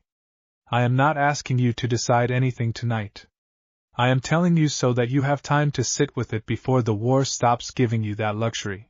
Issei nodded slowly, the weight of her words settling alongside everything else this world had already asked him to carry, and found himself, for the first time, genuinely grateful for Bullet's advice from earlier that day. He did not have to hold this alone either. Esdeath's second deliberate visit came without warning, in the dead of night, and Issei woke to find her sitting calmly on the windowsill of his small room as though she had been invited, moonlight silvering her pale hair, an expression of amused patience on her face that suggested she had been waiting some time for him to stir. If you scream, she said conversationally, before he could fully process the situation, you will wake the household, and I will be forced to leave before we finish talking. I would rather you did not scream. How did you even find this place? Issei hissed, sitting up carefully, every nerve in his body on high alert despite the deliberately unthreatening way she remained perched on the sill, hands folded in her lap. I did not come here to attack you, Issei Hyoudou, she said, something almost fond coloring her voice. If I wanted this hideout destroyed, it already would be. I came because I find I dislike waiting for you to seek me out on your own, and you have shown no inclination to do so. Because I am not interested in whatever it is you think is happening between us, Issei said firmly, though even as he said it he was uncomfortably aware of how quickly his heart was beating, and how little of that was purely fear.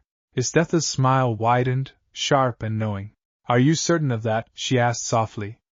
Because from where I am sitting, you have not once called for help since I arrived, and you are very capable of doing so. Issei opened his mouth to argue and found, to his own considerable frustration, that he did not have an immediate answer for that. I do not understand you, he admitted instead, choosing honesty as the only weapon he had left in this particular exchange. You serve an empire that tortures its own people. You froze soldiers and rebels alike without discrimination in that square. And yet you sit here talking to me like none of that matters, like you actually believe there is something worth understanding underneath all of it. There is a great deal you do not understand about the empire, or about me, Esdeath said, something colder entering her voice for the first time, though it was not directed at him. I was not always who I am now. This world made me this way long before I had any say in the matter, and by the time I did have a say, being feared had already become the only currency that kept me, and the people foolish enough to matter to me, alive. She paused, studying him with an intensity that felt suddenly less predatory and more genuinely searching. You speak of protecting people as though it is simple. Where I come from, strength that shows mercy gets the people you love killed. I have learned that lesson more than once. Issei felt something in his chest shift uncomfortably at the raw honesty underneath her words, a glimpse of a person shaped by loss in ways that, despite everything, he found he understood better than he wanted to admit. That does not excuse what you do now, he said carefully, but with less certainty than before. No, Esdeath agreed. It does not. I am not asking you to excuse it. I am asking you to understand that the world that made me this way is not so different from the one that would ask the same of you, if you let it. She rose from the windowsill in a single fluid motion, closing the distance between them until she stood directly before him, close enough that the temperature in the small room dropped noticeably. I do not intend to lose interest in you, Issei Hyoudou. Not now. Perhaps not ever. You may keep fighting for your revolutionary friends for as long as it takes you to understand that eventually. She reached out, brushing gloved fingers briefly against his cheek in a gesture that carried none of the violence her reputation promised, and all of the danger regardless. And Issei found himself, humiliatingly, unable to fully mask the way his breath caught at the contact. Sleep well, she said softly, already turning back toward the window. I will see you again soon.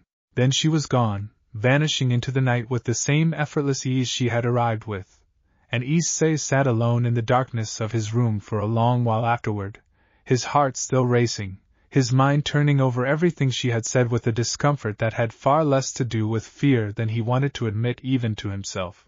He did not tell Akame about the visit the next morning, not out of any desire for secrecy but because he genuinely did not yet know how to explain the tangled, complicated things sitting in his chest, the fear and fascination and unwilling sympathy that had no business existing together, and yet somehow did. It was Sheele, perceptive in her quiet way, who noticed something was troubling him over breakfast, her gentle question drawing the whole story out of him before he fully realized he was telling it.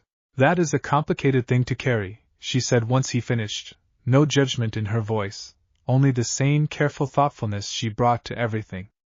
I do not think it makes you disloyal to Akame, if that is what you are worried about.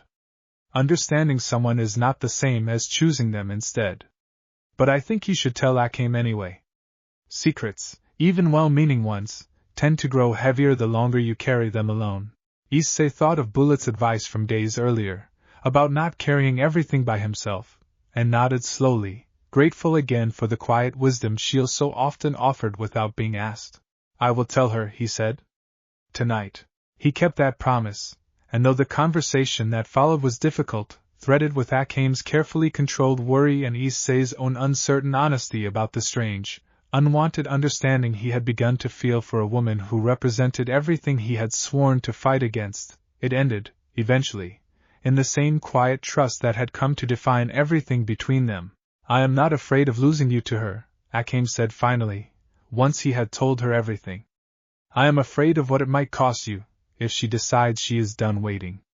Whatever this becomes, Issei, please do not face it alone. I will not, he promised, and meant it completely, though some quiet, uneasy part of him suspected that promise was about to be tested far sooner than either of them expected. The Prime Minister's response to the failed execution came swifter and colder than anyone in the hideout had anticipated. Within days, revolutionary sympathizers across the capital began vanishing from their homes in the night, and Agenda's network of informants reported a sharp, deliberate increase in patrols throughout every district night raid had previously used for safe passage. "He is tightening the net," Agenda said grimly, studying a map now marked with a dozen new checkpoints that had not existed a week earlier. "And he is doing it in a way designed specifically to make our normal routes unusable. This is not panic. This is someone who has finally decided we are enough of a threat to warrant real resources." "That should be good news, should it not?" Issei asked. "It means we are winning. It means we are cornered," Mine corrected sharply, arms crossed as she studied the same map with visible tension. "Cornered animals fight harder, but they also die faster if they are not careful. This is the part of the war where mistakes get people killed." The tension in the hideout sharpened considerably over the following days, missions growing more cautious even as the stakes climbed higher. And it was during this uneasy stretch that Agenda received intelligence that would ultimately force night raids hand entirely. A captured revolutionary agent, someone with detailed knowledge of the team's operations, was being held in a heavily fortified Imperial facility at the city's northern edge, scheduled for interrogation within the week, an interrogation that would almost certainly expose enough information to compromise the entire hideout. "We cannot let that happen," Akame said immediately. The urgency in her voice mirrored across every face at the table. "If they break him, everything we have built here is finished." Nagenda's expression was grim as she studied the facility's schematics, gathered at considerable risk by their remaining informants inside the capital. "This will not be a simple mission," she said. "The facility is well defended, and given the timing, I would be surprised if Esdeath or Kurome's forces were not stationed nearby as a contingency. If we go in fully committed, and we should assume the worst about what we might face." The room fell into a heavy, determined silence, every member of the team understanding exactly what was being asked of them, and Issei, looking around at the faces that had become his family in this strange world, felt the familiar, steady resolve settle over him that had carried him through every impossible fight in 2 different lives now. "We go in together," he said quietly. "Whatever it costs."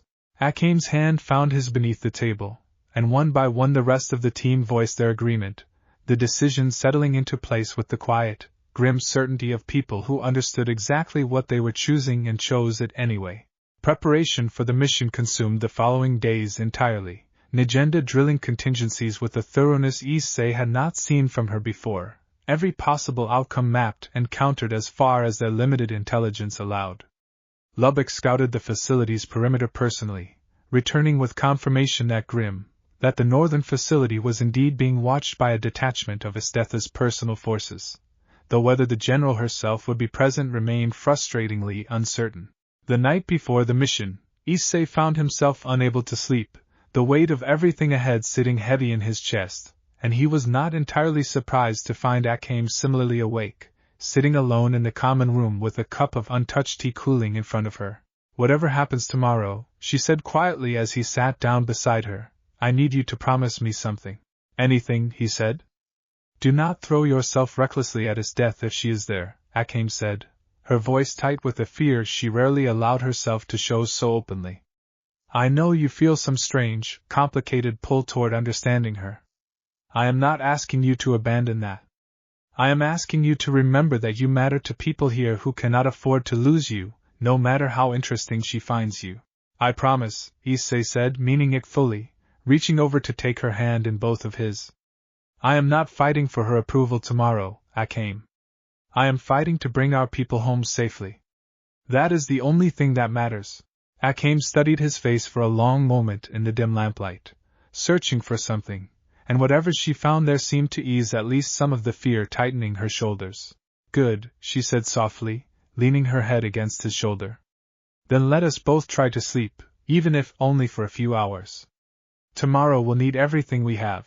They sat together a while longer before finally retreating to rest, and though sleep came slowly and uneasily for Issei that night, the quiet comfort of Akame's trust, and the promise he intended fully to keep, steadied him enough to face what he already suspected would be the hardest fight of this war so far. The northern facility rose out of the pre-dawn mist like something built to intimidate rather than simply defend. High stone walls and watchtowers ringed with soldiers, and Night Raid moved into position around its perimeter with the tense, practiced silence of a team that had trained together long enough to need almost no words at all. Lubbock's wires went in first, disabling the outer alarm system with careful precision, and Leone slipped through the resulting gap to silence the nearest watch post before it could raise the alert, her movements swift and utterly without hesitation.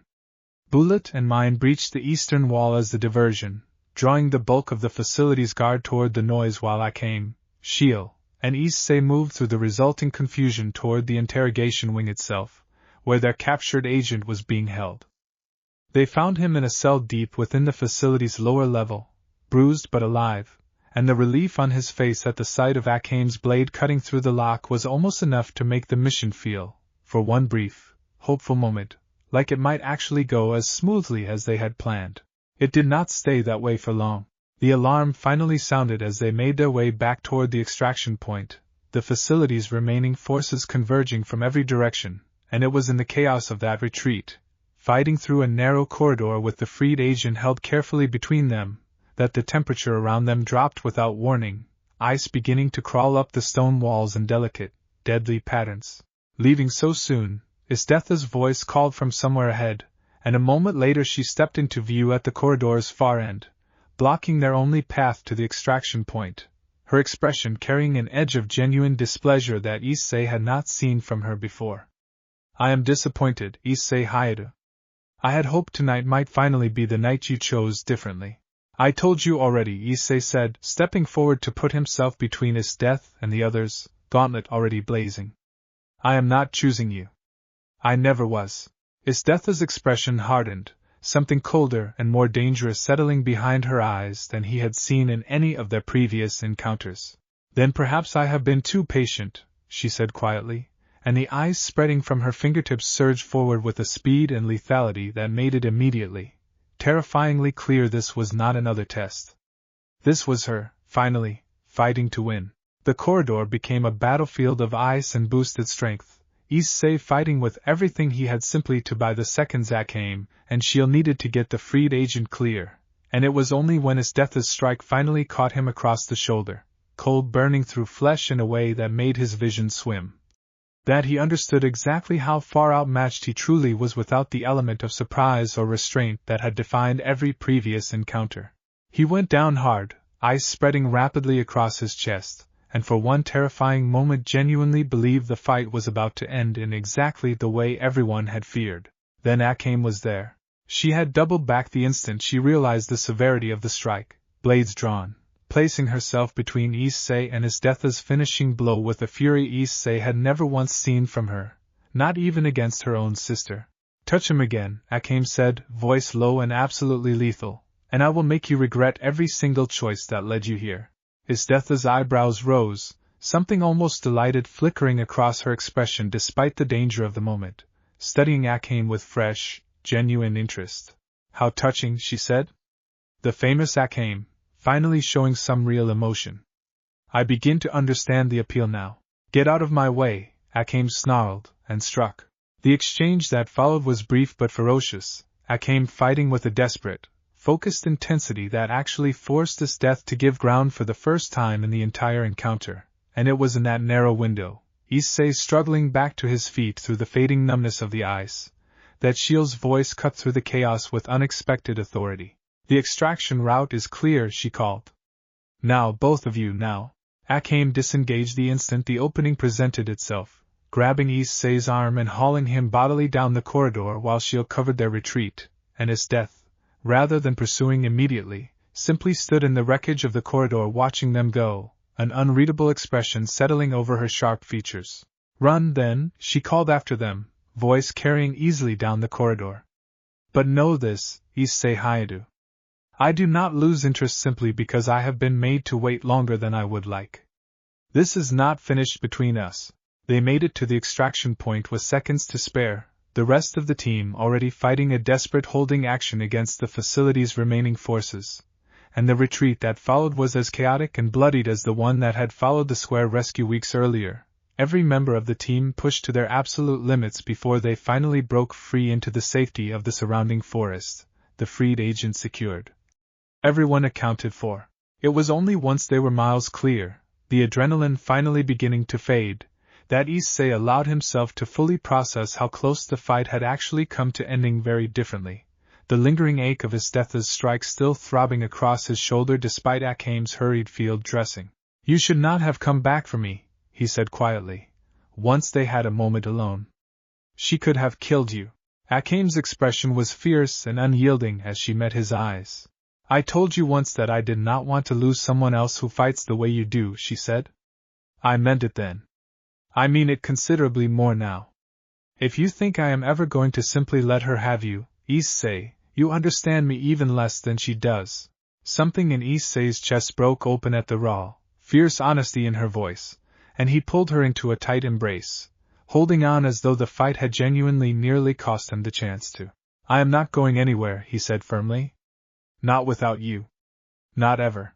Akame held on just as tightly, and around them the rest of the team, exhausted but alive, began the long walk back toward the hideout, carrying between them the freed agent, the hard-won relief of a mission survived, and the unmistakable, sobering knowledge that whatever Esdeath's fascination had once been, it had just become something considerably more dangerous, and considerably more personal, for everyone involved. The hideout spent the following week in careful, quiet recovery, the freed agent's information proving valuable enough that an agenda declared the mission, despite its cost, an unambiguous success, though the mood throughout the household remained subdued in a way that told Issei everyone understood exactly how close they had come to a very different outcome. He healed slowly from Esdeath's strike, the cold having done more damage than he initially realized, and spent much of that week confined to quieter duties around the hideout, a forced stillness that gave him more time than usual to sit with everything the past months had asked of him. He thought often of Najma's words about the Revolutionary Army's future, of the quiet, growing certainty in Akame's voice when she spoke of what he might eventually become to the people fighting this war, of Esdeath's cold, furious promise that their conflict was far from finished. It was Najenda who finally raised the subject he had been quietly avoiding, calling him into her study on a gray afternoon with the same careful, deliberate manner she used whenever something significant weighed on her mind. "You have become something more than just another fighter in this war," she said without preamble, studying him with an expression that mixed genuine respect with the practical calculation of a leader planning for what came next. "The people who hear the stories about you, the man who fell from another world and stood against this death more than once and lived, they do not just see a soldier anymore. They see a symbol of something they desperately want to believe is still possible. That kind of belief is dangerous to waste," Issei. "And it is growing whether either of us intended it to." "I never wanted to be a symbol," Issei said quietly. "I know," Najenda said, not unkindly. "That is precisely why it works." She leaned forward, folding her hands together. "I am not asking you to accept anything today. I am telling you that the Western camp has begun quietly referring to you, among themselves, as something considerably more significant than just Night Raid's newest member. There is a word being used. King. Not a title anyone has offered you formally. But the idea has taken root, and ideas like that, once planted, tend to grow whether we water them or not." Issei sat with that for a long moment, turning the word over in his mind, feeling the weight of everything it implied settle uneasily alongside the memory of Akame's quiet certainty that he would rise to it when the time came. "I do not know if I am the person this world needs standing at the head of whatever comes after this war," he admitted finally. Najenda's expression softened, just slightly. "Neither did most of the good ones, before they became exactly that," she said. "Think on it, Issei. There is time yet. But not as much as either of us would like." He left her study with the conversation sitting heavy in his chest, and found Akame waiting for him in the courtyard, her expression telling him she had already guessed at least part of what had been discussed. "She talked to you about it," Akame said. "The king business. Word travels fast around here," Issei said, managing a tired smile despite everything. Akame's mouth curved faintly in response, though her eyes remained serious as she studied him. "I meant what I said on the road back from the Western camp," she said. "I still mean it now, even more than I did then. Whatever this war eventually asks of you, Issei, I do not think you will face it because you wanted power. I think you will face it because the people you love need someone willing to carry it honestly. That is not a burden. That is exactly why it should be you. Issei reached for her hand, lacing their fingers together in the quiet stillness of the courtyard, and thought of everything this strange, dangerous world had given him in the span of only a few short months. A family he had never expected to find twice in one lifetime. A war worth fighting for reasons that went far beyond simple survival. A woman whose fierce, quiet loyalty had already reshaped something fundamental in how he understood what it meant to belong somewhere. Whatever comes next, he said finally, I want to face it with all of you standing beside me. Not above anyone. Beside them. That, Akame said softly, leaning her head against his shoulder as the last of the afternoon light began to fade toward evening, sounds exactly like the kind of king this empire actually needs. Behind them, the hideout settled into its familiar evening rhythm, the sounds of Leone's teasing laughter and Bullet's booming voice and Mine's sharp, affectionate protests drifting faintly through the old manor's walls, and Issei, standing quietly beside Akame in the fading light, allowed himself, for one unguarded moment, to simply believe that whatever the war eventually demanded of him, he would not have to face it alone. Somewhere beyond the horizon, the Empire's grip continued tightening, Esdeath's promise of unfinished business hung heavy in the air, and the shadow of Kurome's uncertain loyalty still waited to be resolved, but for tonight, in the quiet warmth of a family hard-won and fiercely protected, that felt, for the first time since falling out of the sky into this world, like more than enough. Winter arrived early that year, frost creeping across the capital's rooftops weeks before its usual season, and with it came a shift in the war that even Negenda, for all her careful planning, had not fully anticipated. The Prime Minister, humiliated twice now by night raid successes, had stopped relying solely on Esdeath's forces and Kurome's assassination unit and begun mobilizing something far larger, a coordinated purge of every district suspected of harboring revolutionary sympathy. He is done being subtle, Negenda said grimly, reviewing reports that grew more alarming by the day. Entire streets are being emptied on mere suspicion. This is no longer a war fought in shadows. He intends to burn out the roots so thoroughly that nothing is left to rebuild from. That sounds like the response of a man who is afraid, Bullet observed, arms crossed. He should be afraid, Negenda said.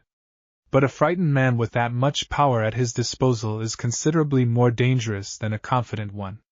We need to move faster than he expects, or this war could cost far more than any of us are prepared to pay.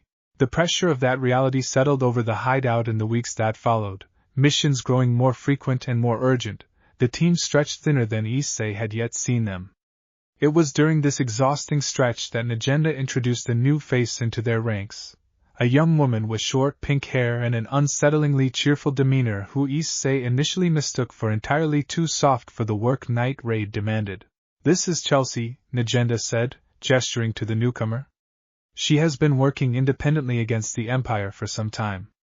Her skills should prove valuable, particularly her gift for infiltration. Nice to meet you all, Chelsea said brightly, offering a cheerful little wave that felt almost comically out of place given the grim mood that had settled over the hideout in recent weeks. I have heard a lot about the man who fell out of the sky. You are more handsome than the rumors suggested.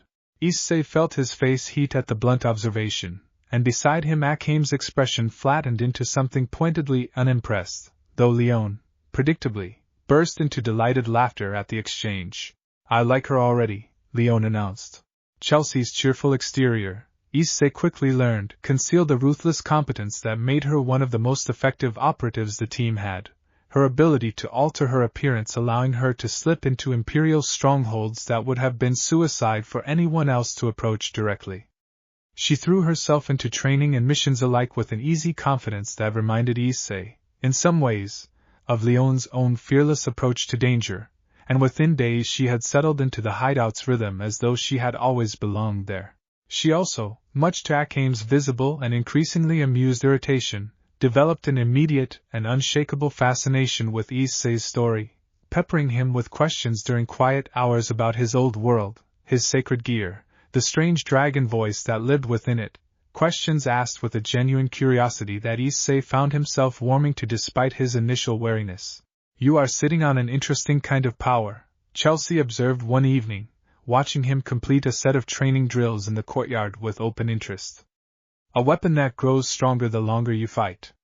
That is exactly the kind of thing that makes people either very dangerous allies or very dangerous enemies. I am trying very hard to be the first one, Issei said, wiping sweat from his brow. Oh, I believe you, Chelsea said easily. I have seen enough liars in this line of work to recognize someone who actually means what he says. That is rarer than you would think, especially in a war like this one. It was Chelsea, in fact, who first brought concrete intelligence about a shift within the Empire's own ranks that would prove significant in the weeks ahead, slipping into the hideout late one night with information gathered from a deep infiltration mission that had taken her uncomfortably close to the Prime Minister's inner circle. Esdeath is being pressured, Chelsea reported, breathless from the run back to the hideout. The Prime Minister is furious that she has not eliminated Issei despite multiple opportunities. There is talk in the court of questioning her loyalty if she continues to hesitate. I do not know how long that pressure holds before something breaks.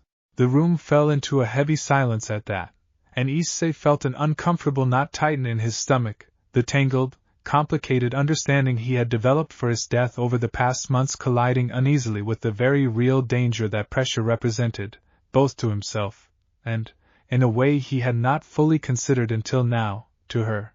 What happens if it breaks the wrong way? Akame asked quietly, watching Issei's face with careful attention. I do not know, Issei admitted. But I do not think it is the kind of thing any of us can control from here. We just have to be ready for whatever she decides. Nagenda's expression remained carefully neutral, though the calculating look in her eye suggested she was already turning the new information over with an eye toward how it might eventually be used, and Issei, watching her, understood with growing unease that the coming weeks were about to demand choices from all of them, including from a woman none of them had ever expected to have any choice in this war at all.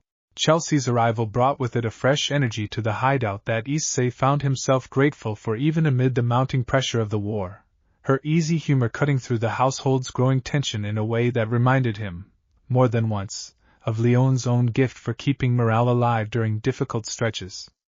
It was Chelsea, in fact, who first suggested the idea that would eventually reshape everything Night Raid understood about Kurome's uncertain loyalty. She let Sheele go, back at the square, Chelsea said one evening, turning the fact over with the same careful attention she gave every piece of intelligence. And from what Akame has told me, she hesitated during the fight in the ravine too. That is not the behavior of someone fully committed to her orders. That is the behavior of someone looking for a reason not to follow them. You think she can be reached, Akame said, something fragile and hopeful entering her voice despite her obvious effort to keep it guarded. I think it is worth finding out, Chelsea said. I have contacts who might be able to arrange a message, something quiet, something that does not put her at risk of being discovered communicating with us. If there is even a chance of bringing her home, is that not worth trying? The suggestion sparked a debate that consumed the better part of 2 full meetings. Nagenda weighing the very real risk of exposure against the potential value of turning one of the Empire's most dangerous assassins, and it was ultimately Akame's quiet, unwavering conviction that settled the matter. I know my sister, she said. Whatever the Empire has made her do, I do not believe they have made her stop caring entirely. If there is any chance of reaching her before this war forces us into a fight neither of us can walk away from, I have to take it. The plan that followed was delicate and dangerous.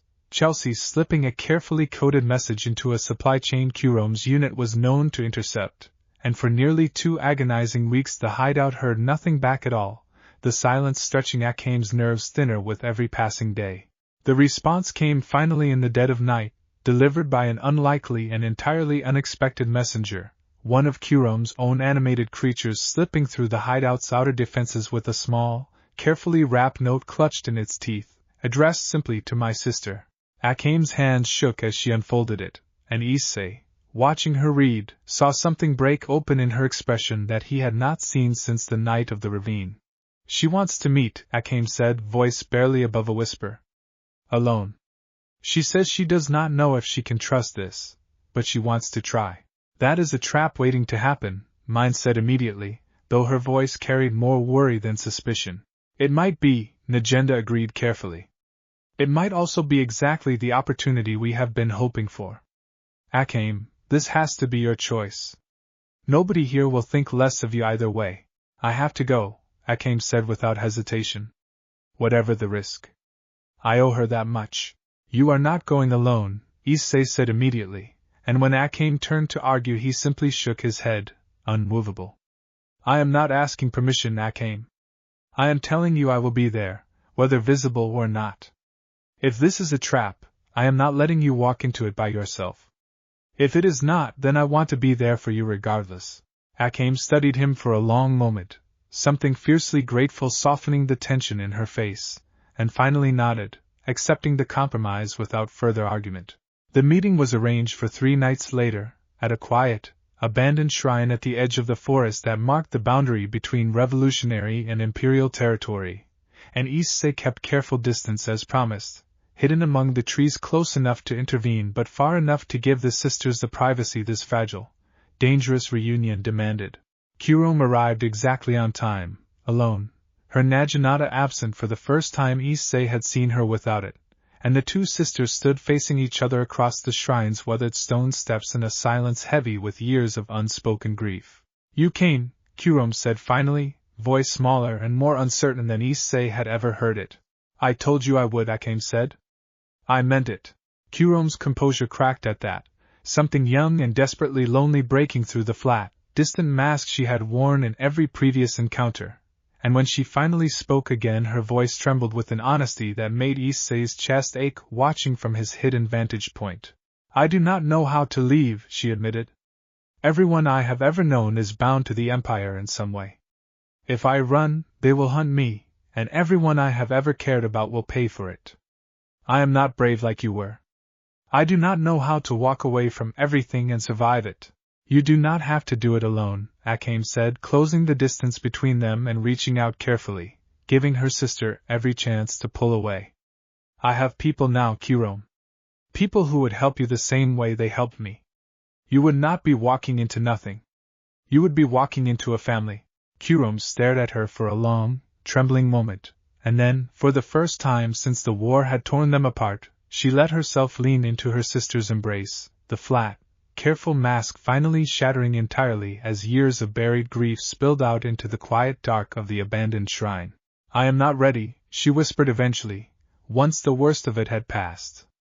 I am not ready to run yet. But I do not want to keep hunting you either. Give me time. Please. I will find a way. I promise you I will find a way. That is all I am asking, Akame said softly, holding her tightly. Whenever you are ready, we will be here. I am not giving up on you again. They parted before dawn, the fragile beginning of something neither sister dared name outright, and Issei, walking beside Akame on the long path back to the hideout, watched the quiet, cautious hope settling over her exhausted features with a warmth that eased some of the tension he had been carrying since the meeting was first proposed. She is going to come home, Akame said finally, more to herself than to him. I can feel it. It will take time, but she is going to come home. I believe you, Issei said simply, taking her hand, and together they walked the rest of the way back toward the hideout as the first gray light of dawn began to break over the eastern horizon. The pressure Chelsea had warned them about came to a head sooner than anyone expected, and Issei learned of it directly, in a manner that left no room for doubt about how serious the situation had become. She appeared in his room again, weeks after her last visit, but the woman who slipped through his window this time carried none of the easy, predatory confidence he had come to expect from her. There was a tightness around her eyes, a controlled tension in her shoulders that told him something had shifted significantly since their last conversation. The Prime Minister has ordered me to bring him your head, she said without preamble, sitting on the windowsill with a stillness that felt entirely unlike her usual languid ease. He no longer believes my continued failure to eliminate you is coincidental. He suspects, correctly, that I have chosen not to finish what I started. Issei sat up slowly, every instinct screaming caution even as something in her carefully guarded expression held him from immediately reaching for his gauntlet. And what did you tell him? He asked carefully. I told him I would handle it, Esdeath said, a bitter, humorless smile touching her lips. I have never once disobeyed a direct order in my life, Issei Hyoudou. Not because I lacked the strength to refuse, but because obedience was the price of keeping the people who mattered to me alive within that court. I do not know how to be anything else. And yet here I am, sitting in your room instead of ending you the way I was ordered to, and I confess I do not entirely understand my own reasoning anymore. Maybe you understand it better than you are willing to admit, Issei said quietly. Esdeath's gaze snapped to his, something raw and searching in her expression that he had never seen from her before, not even in their most honest previous exchanges. Do not, she said, voice tight. Do not tell me what I am feeling. I have spent my entire life being exactly what this empire needed me to be, and I have been very good at it. I do not know what it means that a single strange man who fell out of the sky has managed to unsettle that so thoroughly. Maybe it means the empire never actually deserved that kind of loyalty in the first place, Issei said carefully, choosing his words with the same deliberate honesty he had used with her from the very beginning. You told me once that this world made you what you are before you had any say in the matter. I do not think that means you are stuck being that forever. I think it means you get to decide, now, whether you keep serving the thing that shaped you that way, or whether you finally choose something else. Esdeath was quiet for a long moment, staring out the window at the dark, frost-touched garden below, and when she finally spoke again her voice carried a vulnerability that felt almost painfully unfamiliar coming from her.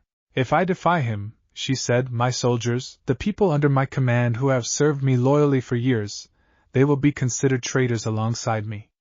I do not know how to protect them if I turn against the only power structure that has ever kept them safe. Strength alone is not always enough to shield everyone you are responsible for. That is not a decision you have to make alone either, Issei said, and meant it fully, thinking of everything Bullet and Sheele and the rest of Night Raid had taught him about the difference between carrying weight alone and carrying it together. If you are truly considering this, Esdeath, there are people fighting this war who would help you protect the ones who follow you, if you were willing to let them. You mean your revolutionary friends, she said, something skeptical but no longer entirely dismissive in her tone. I mean people who understand exactly what it costs to choose the harder path, Issei said. I have watched every single one of them do it. Akane walked away from everything she knew because she could not stomach what the Empire asked of her. Mine grew up believing a weapon like hers meant she was only good for being used.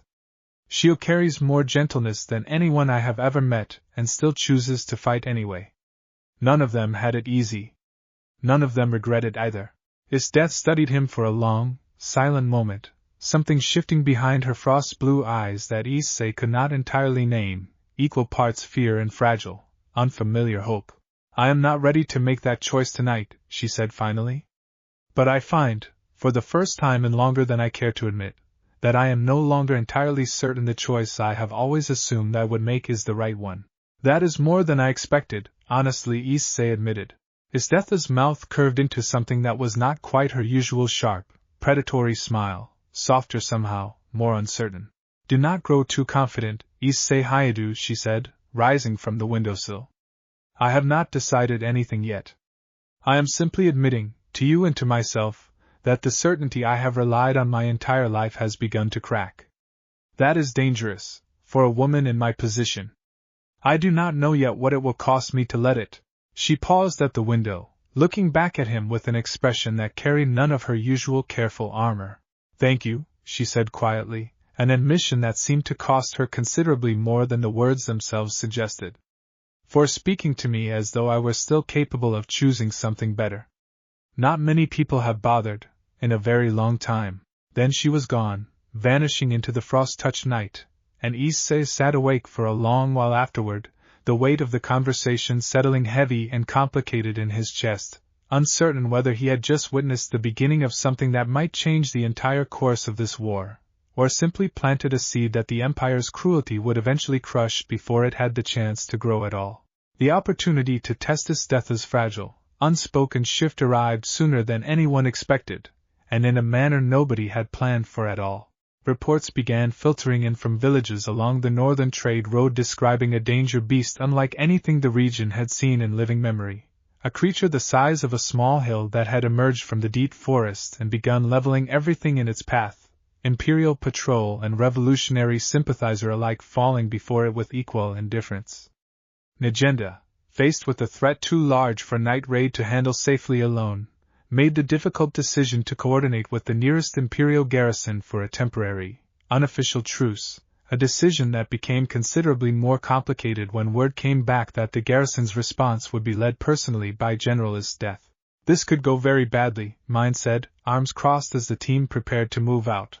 Or it could be exactly the test we need, Negenda said grimly. A common enemy has a way of clarifying loyalties faster than words ever could. They arrived at the ravaged village to find Esdeath already there, her forces engaging the creature in a desperate, losing battle, its thick, armored hide shrugging off ice and blade alike with terrifying ease, and for one tense moment as Night Raid moved into position, Issei genuinely did not know whether Esdeath's soldiers would treat them as allies or targets. Esdeath settled the question herself, turning from the beast just long enough to meet Issei's eyes across the chaos, something fierce and decisive in her expression that had not been there during their last conversation.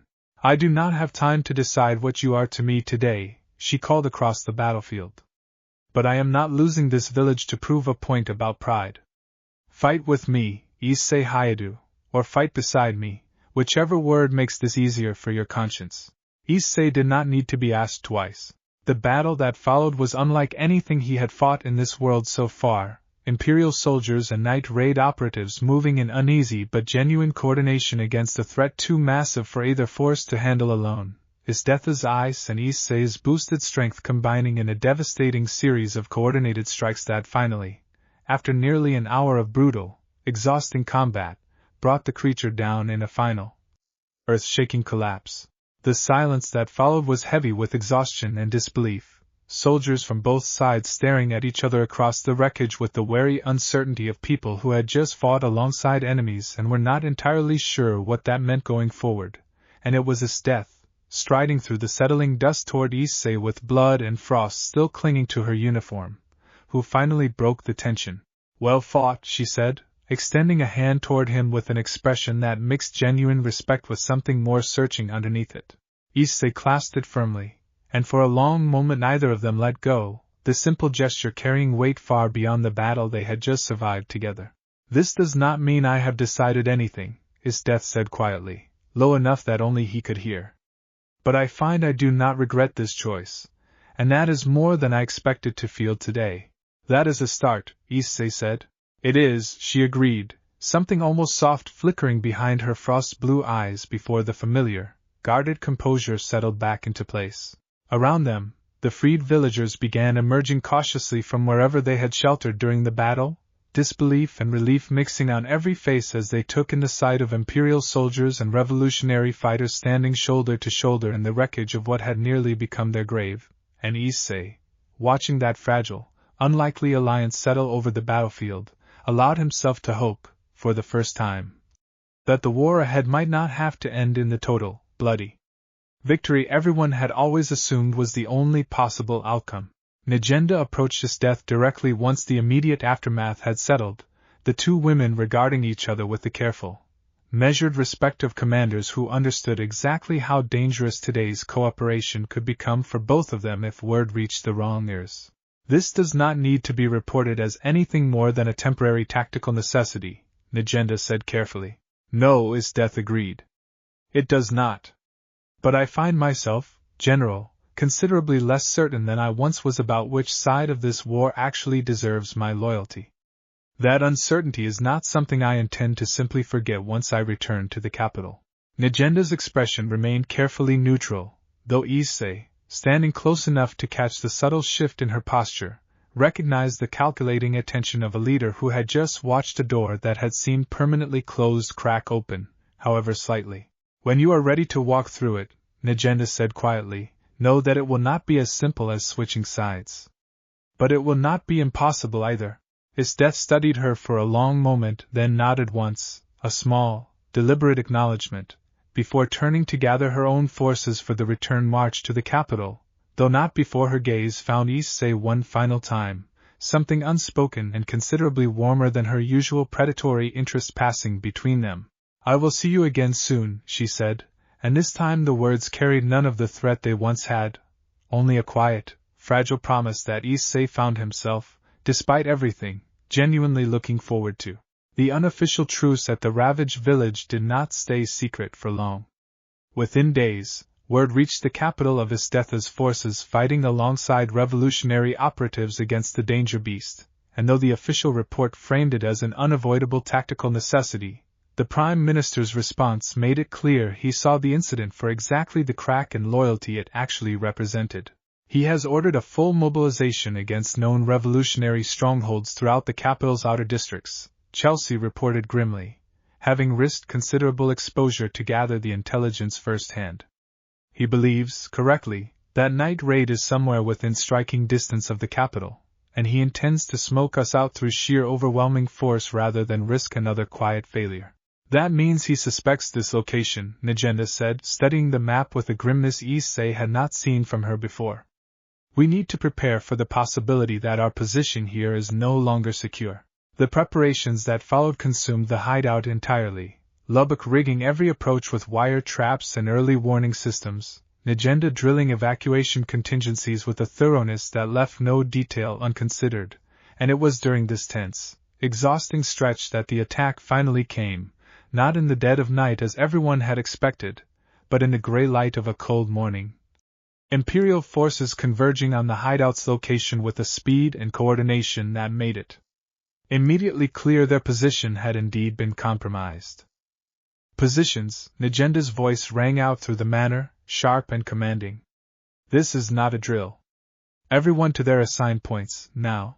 The battle that followed was the largest night raid had yet fought defending their own ground, waves of Imperial soldiers pressing against Lubbock's wire defenses while the team fought with the desperate, focused intensity of people protecting the only home most of them had left. Issei fought alongside Bullet at the manor's main breach point, boosting again and again to hold the line against soldiers who kept coming with a relentlessness that spoke to exactly how much the Prime Minister wanted this fight ended decisively, and it was in the chaos of that defense, ice suddenly spreading across the battlefield in a wave that froze a dozen advancing soldiers mid-charge, that Issei understood help had arrived from an entirely unexpected direction. Esdeath descended into the courtyard with terrible, deliberate purpose, and for one heart-stopping moment Issei genuinely did not know which side of the fight she had come to join. She answered the question herself, turning not toward night raid but toward the retreating remnants of the Imperial assault force, her expression carrying a cold, absolute fury that made even her own soldiers hesitate.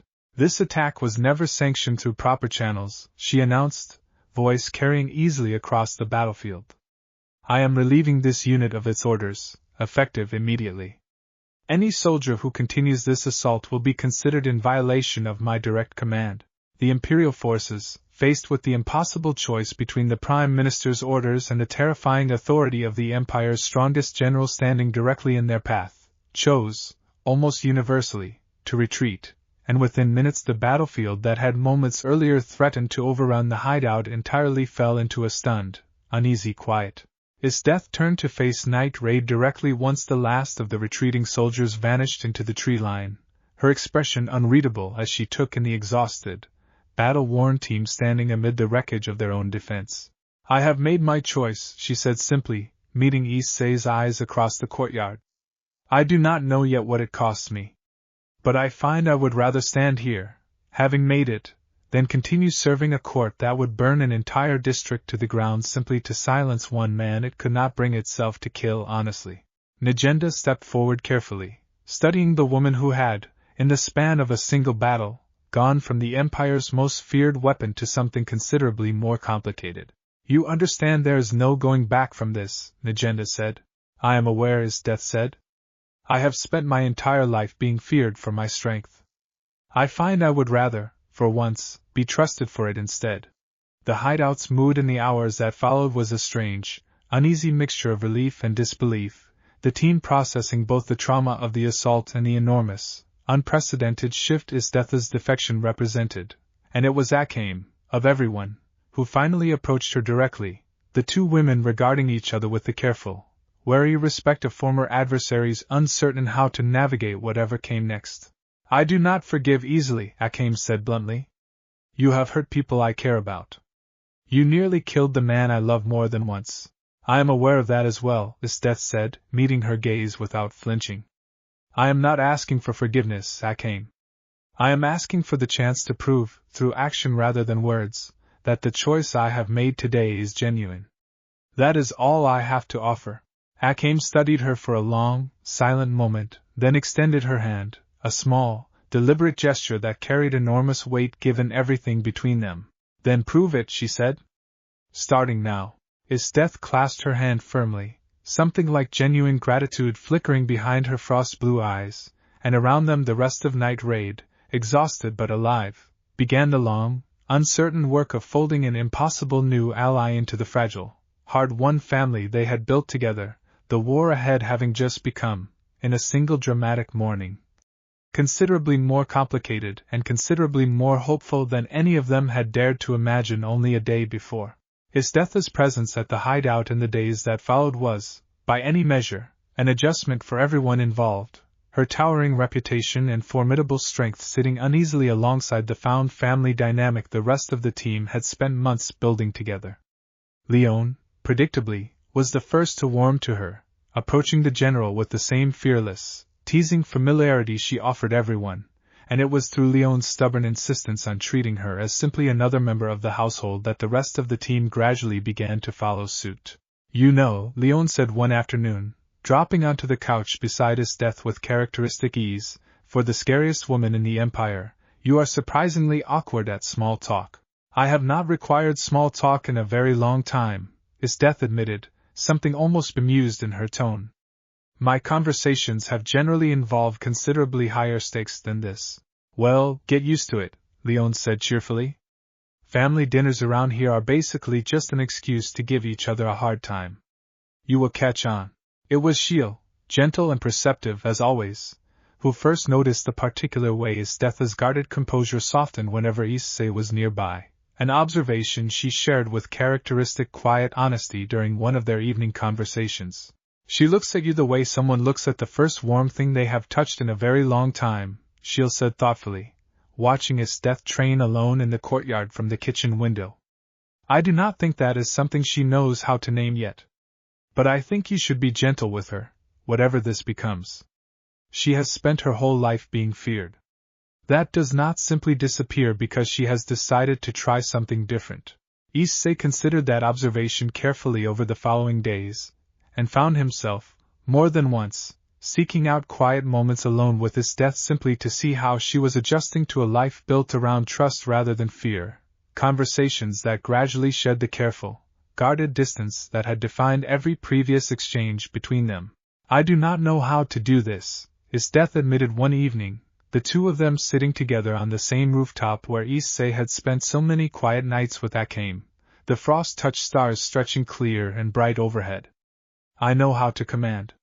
I know how to fight. I do not know how to simply exist among people who do not require my strength to justify my presence among them. You are allowed to just be here, Issei said gently. Nobody is asking you to earn your place through combat anymore. That is a strange thing to hear, Esdeath said quietly. I have spent my entire life believing my worth was measured entirely by what I could destroy, or protect through force. The idea that I might simply be welcome, without needing to prove anything at all, is more unsettling than any battle I have ever fought. Issei reached over, taking her hand carefully, giving her every opportunity to pull away, and when she did not, something warm and cautiously hopeful settled into his chest.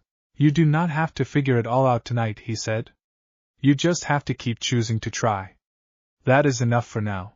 Esdeath turned to look at him, something raw and unguarded in her expression that Issei had glimpsed only in fragments before, and for a long moment neither of them spoke, the quiet weight of everything unsaid between them settling comfortably into the space where fear had once lived instead.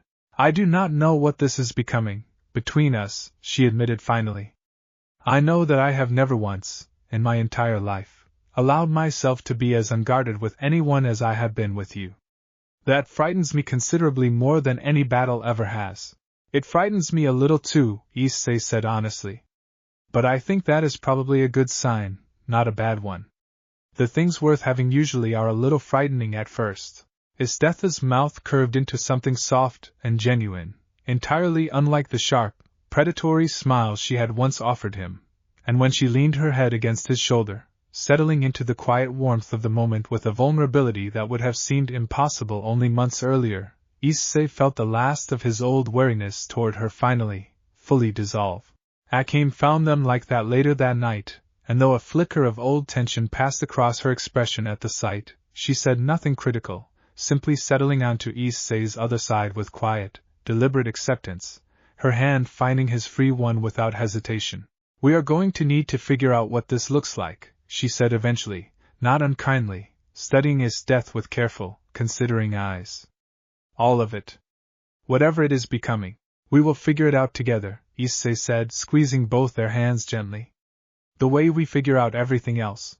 Esdeath and Akame exchanged a long, measuring look across him, something unspoken but not unfriendly passing between two women who had once stood as bitter enemies, and though either of them offered words to mark the moment, the quiet, cautious truce settling between them felt, to Issei, like one more small, hard-won piece of the strange, improbable family this war kept insisting on building around him.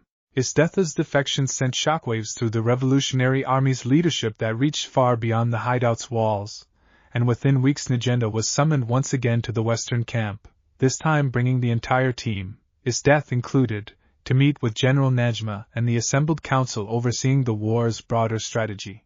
"The addition of Esdeath's knowledge of Imperial defenses to our cause changes the entire timeline of this war," Najma said, studying the assembled group with an expression that mixed cautious optimism with the weight of enormous responsibility. "We had projected years before a realistic assault on the capital itself. With her knowledge of troop deployments, supply lines, and the Prime Minister's personal guard, that timeline could shrink to months." Esdeath, standing with a composure that had grown steadily more comfortable in the weeks since her defection, inclined her head slightly. "I will provide everything I know," she said. "The Prime Minister has used fear to hold this empire together for far too long. I would rather see it end because people finally had reason to hope for something better, not simply because they were too exhausted to keep suffering." The Council's discussions that followed stretched across 3 full days, strategy and logistics dissected in exhaustive detail, and it was during a quieter moment between sessions that Najma approached Issei directly, her expression carrying the same weighted seriousness she had shown during their first meeting months earlier. "The talk of you as a figurehead has only grown louder since Esdeath's defection became known," she said without preamble. "People are calling it proof that even the Empire's most feared weapon can be won over by something better than fear. That story is spreading faster than any of us can control at this point, Issei. I need to know where you actually stand on the question, because the war's final stages are going to require someone the people can rally behind with total conviction." Issei considered the question carefully, thinking of everything the past months had taught him, of Akame's quiet certainty, of Bullet's advice about not carrying weight alone, of Esdeath's own hard-won understanding that strength did not have to mean fear. "I am not interested in ruling over anyone," he said finally. "But I am willing to stand at the front of this fight, publicly, if that is what the people need to believe this war is worth finishing. Whatever comes after, whatever title anyone wants to put on it, I want it built on the idea that strength exists to protect people, not to control them. If that is the kind of king this empire needs when it falls, then I will not run from it." Najma studied him for a long moment, something like genuine relief settling into her weathered features. "That," she said, "is precisely the answer this war has been waiting for. I will begin making the necessary arrangements. This will move quickly now, Issei. I hope you are prepared for that." The weeks that followed unfolded with a momentum that left the entire team breathless, Esdeath's intelligence allowing the Revolutionary Army to strike at previously untouchable Imperial strongholds with devastating precision, each victory adding fuel to the growing story spreading through every corner of the Empire, the tale of a man who fell from another world and turned even the Empire's cruelest general toward mercy. Issei found himself, more than once, recognized by strangers in revolutionary-controlled villages, greeted with a hopeful reverence that still felt deeply uncomfortable no matter how many times Akame gently reminded him that discomfort was probably exactly the quality that made him trustworthy in the role at all. It was during one of these village visits, distributing supplies alongside Sheele and Chelsea in a town recently liberated from Imperial control, that Issei witnessed firsthand exactly what the growing momentum of this war actually meant for the people caught within it, an elderly woman approaching him with tears in her eyes to thank him, not for any specific battle, but simply for existing as proof that something better than endless cruelty remained possible. I do not know if I deserve this kind of hope people keep placing in me, Issei admitted to Sheele later that evening, still turning the encounter over in his mind. I do not think deserving it is really the point, Sheele said gently. I think the point is that you keep trying to be worthy of it, every single day, even when it is difficult. That is more than most people who end up in positions like this ever manage. I have watched you do it since the day you arrived. I do not think that is going to stop now. Issei found himself grateful, again, for Sheele's quiet, steady wisdom, and as the momentum of the war continued building around him, the growing certainty of an eventual confrontation with the Prime Minister himself drawing steadily closer with every liberated village and every piece of intelligence Esdeath provided, he held on to that reassurance carefully. Understanding that whatever came next would demand every ounce of the strength, and the family, he had built in this strange, improbable world. The Prime Minister's response to the Revolutionary Army's growing momentum arrived in the form of a desperate, overwhelming counterattack. Every remaining loyal force within the capital mobilized in a final effort to crush the rebellion before Esdeath's intelligence could be fully leveraged against him. Negenda received word of the mobilization from Chelsea's network with barely 2 days' warning, and the hideout erupted into frantic, focused preparation the moment the intelligence arrived. He is throwing everything he has left at us, Negenda said, studying the reports with grim intensity. This is not a measured response anymore. This is a man who understands he is losing and intends to take as much down with him as possible. That includes Kurome's unit, Chelsea added quietly, and beside her Akame's expression tightened with fresh worry. She has been ordered to the front lines personally. I do not know if she has found a way out yet. Then we make sure she survives whatever comes next, Akame said firmly, though the fear underneath her resolve was impossible to miss. The battle that followed unfolded across the fields outside the capital's southern approach, revolutionary forces and imperial loyalists clashing in a scale of open warfare the conflict had not yet seen, and Issei, fighting alongside Esdeath and Akame at the front of the revolutionary vanguard, found himself swept into a chaos of steel and fire that dwarfed every previous engagement of this long war. Esdeath fought with a terrible, focused precision that turned entire sections of the battlefield in the Revolutionary Army's favor, her intimate knowledge of imperial tactics allowing her to counter maneuvers before they fully developed, and it was her voice, cutting clearly across the chaos, that first spotted the danger closing in on Night Raid's flank. "Kurome," she called out, and Issei turned in time to see the young assassin standing at the edge of the fighting, Naginata raised, her expression torn between duty and the desperate uncertainty that had haunted every previous encounter. Akame broke from the fighting immediately, closing the distance toward her sister with single-minded urgency, and Issei followed close behind, understanding without being told exactly what this moment could mean for both sisters if it went wrong. "I do not want to fight you," Kurome said, voice trembling as Akame came to a stop before her, blade lowered rather than raised. "I am done, Akame. I do not care what happens to me anymore. I am done fighting for people who never cared whether I lived or died."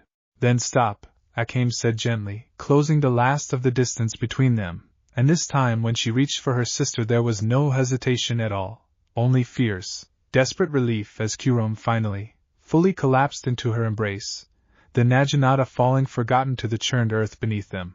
Around them, the battle raged on, but for one suspended, precious moment neither sister acknowledged any of it, years of grief and separation finally, fully breaking in the middle of a battlefield neither of them had ever expected to find each other on this side of. Issei stood guard over them both as the fighting shifted around their position, boosting hard to intercept a squad of soldiers who broke toward the reunited sisters, and it was Esdeath, cutting through the same threat from the opposite direction with brutal efficiency, who finally cleared enough space for the moment to breathe. "Get her somewhere safe," Esdeath called to Akame. "I will hold this line."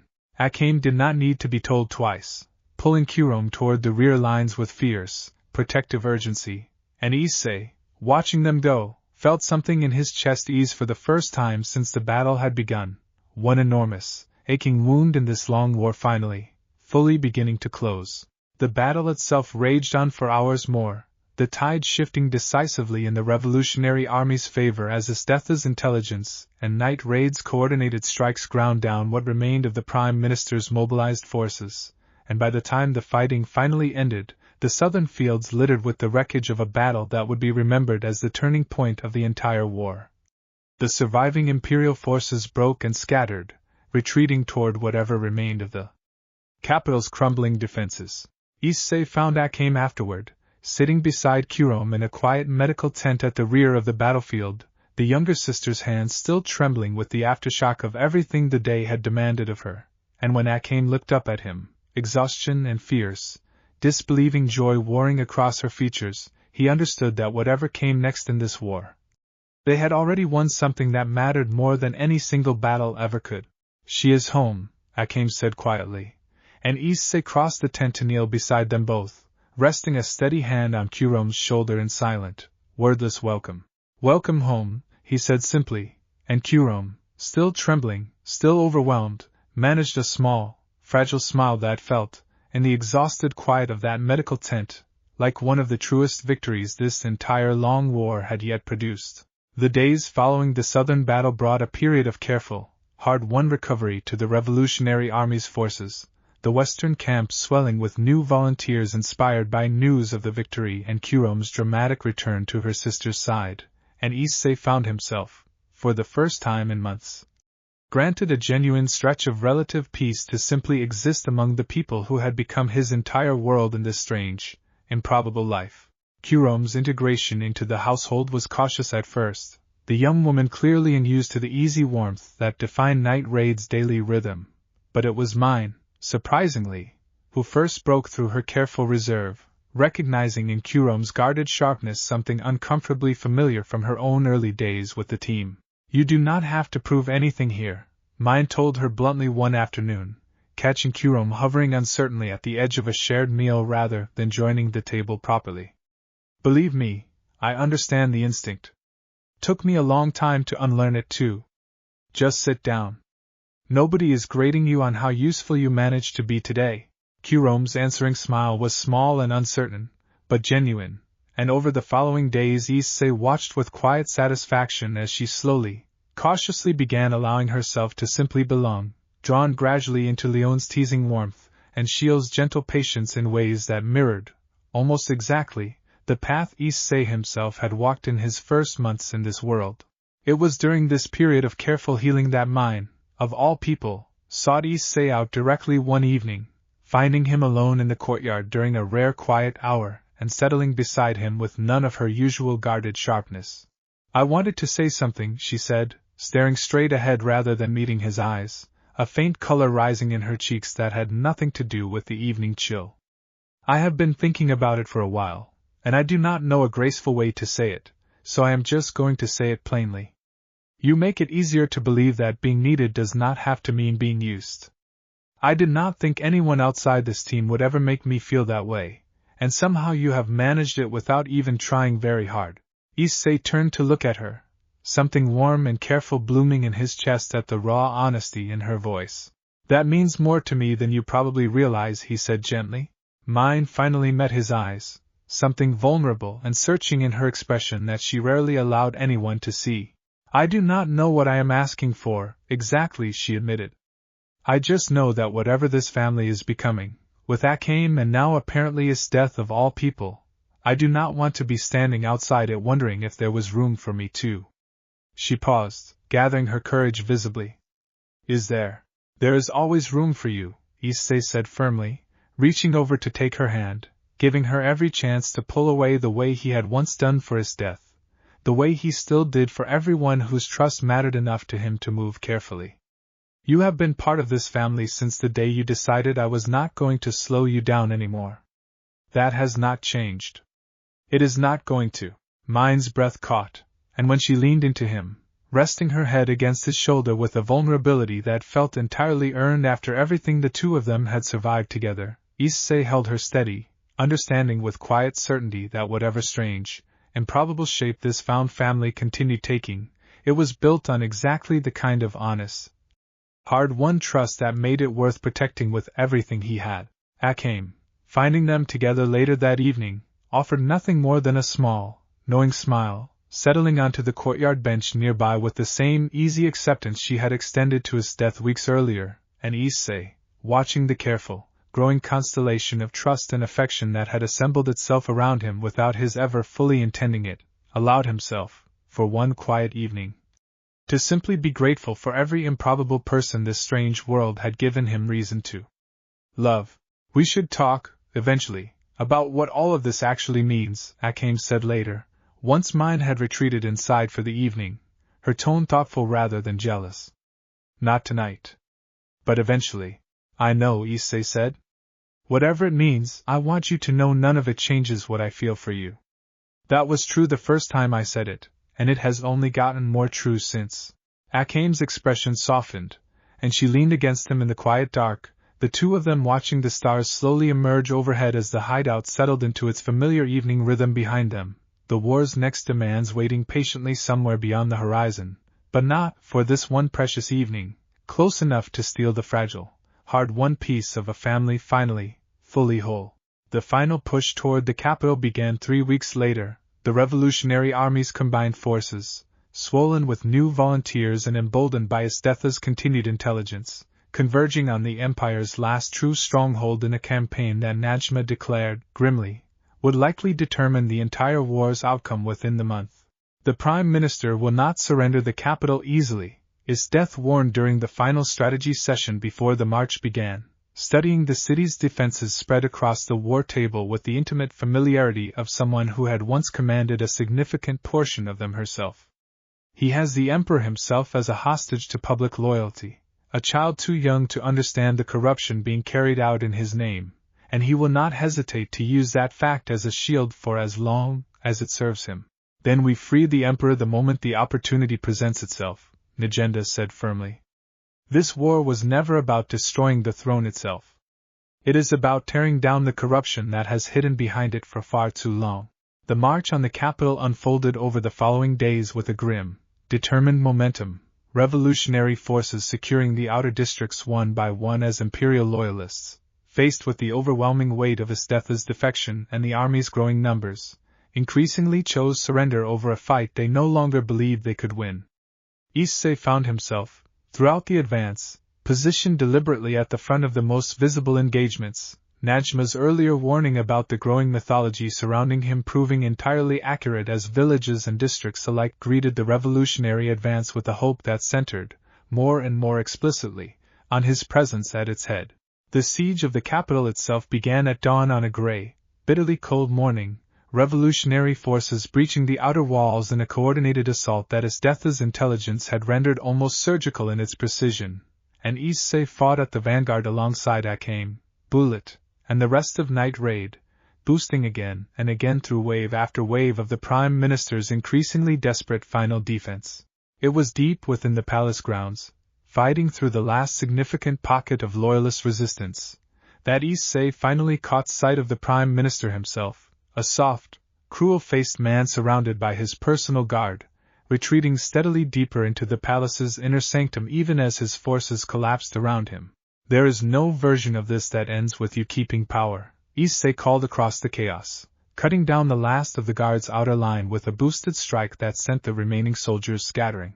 The Prime Minister's composure cracked at last, decades of carefully cultivated cruelty and manipulation finally catching up to a man who had never once expected to face genuine consequences for any of it. "You do not understand what you are dismantling," he spat, backing toward the inner chambers with the wild, cornered desperation of a man who had run out of options. "This empire has stood for centuries. It requires strength like mine to hold it together. Sentiment and mercy will tear it apart within a generation. Then perhaps it deserves to be rebuilt by people who understand the difference between strength and cruelty," Issei said, advancing steadily, gauntlets still glowing with barely restrained power. "You have had your chance to prove otherwise. You wasted it on fear." The confrontation that followed was brief and, in the end, almost anticlimactic. The Prime Minister's personal guard, faced with the combined might of Issei's boosted strength and Akame's arriving blade, breaking within minutes, and the man himself, stripped finally of every layer of power and protection he had spent his life accumulating, was taken into custody without further resistance. His desperate protests echoing uselessly through the halls of a palace that no longer answered to him. The Emperor, when night raid finally reached him, proved to be exactly the frightened, sheltered child Esdeath had warned them to expect, huddled in a private chamber with a handful of loyal attendants, utterly bewildered by the chaos that had overtaken his palace. It was Akame, gentle in a way Issei had rarely seen her outside their most private moments together, who knelt before the boy and spoke with careful, deliberate calm. "You are safe," she told him. "The people who have been lying to you, using your name to hurt others, they cannot hurt anyone anymore. We are not here to harm you. We are here to give this empire the chance to become something better, for your sake as much as everyone else's." The boy's wide, frightened eyes moved slowly around the room, taking in the exhausted, battle-worn faces of Night Raid, and finally settled on Issei, standing quietly near the doorway, gauntlet finally dimmed, the fierce intensity of the battle already beginning to fade into something more careful and measured. "Are you the one they have been talking about?" the boy asked in a small, uncertain voice. "The man from another world?" "I am," Issei said gently, kneeling to bring himself to the child's eye level. "And I promise you, whatever happens next, it is going to be built on protecting people, not frightening them. That includes you." The boy studied him for a long, searching moment, and then, in a gesture that would later be recounted throughout every corner of the newly liberated capital as the moment the old empire truly ended, he reached out and took Issei's offered hand, a small, fragile bridge between everything this world had been and everything it might still become. Amid the whirlwind of political transition following the capital's liberation, Issei found himself, more than once, seeking out the simple, grounding comfort of Leone's company, her easy humor and unshakable warmth a welcome anchor against the mounting weight of everything the coming ceremony represented. It was during one of these quiet evenings, the two of them sharing a rare, unhurried meal on the hideout's back steps while the rest of the household bustled with preparations inside, that Leone finally addressed something Issei had noticed her carefully avoiding for weeks. "You have been so busy becoming everyone's symbol of hope that I do not think anyone has asked how you are actually doing with all of it," she said, studying him with an unusually serious expression that sat strangely on her typically playful features. "So I am asking. How are you actually doing, Issei?" Issei considered the question honestly, turning it over with the same careful attention he had learned to give every difficult thing this world kept asking of him. "Terrified, if I am being completely honest," he admitted. "I did not come here looking to lead a nation. I came here because I heard a fight and could not walk away from it. Everything since then has just kept building on top of that one decision until I ended up somewhere I never planned to be." "That sounds exhausting," Leone said gently. "It is," Issei admitted. "But I do not regret any of it. Not the fight, not the family I found because of it, not even the parts that terrify me. I just wish, sometimes, that I had someone to remind me it is allowed to be complicated, that wanting to run from the weight of it does not mean I do not also want to carry it."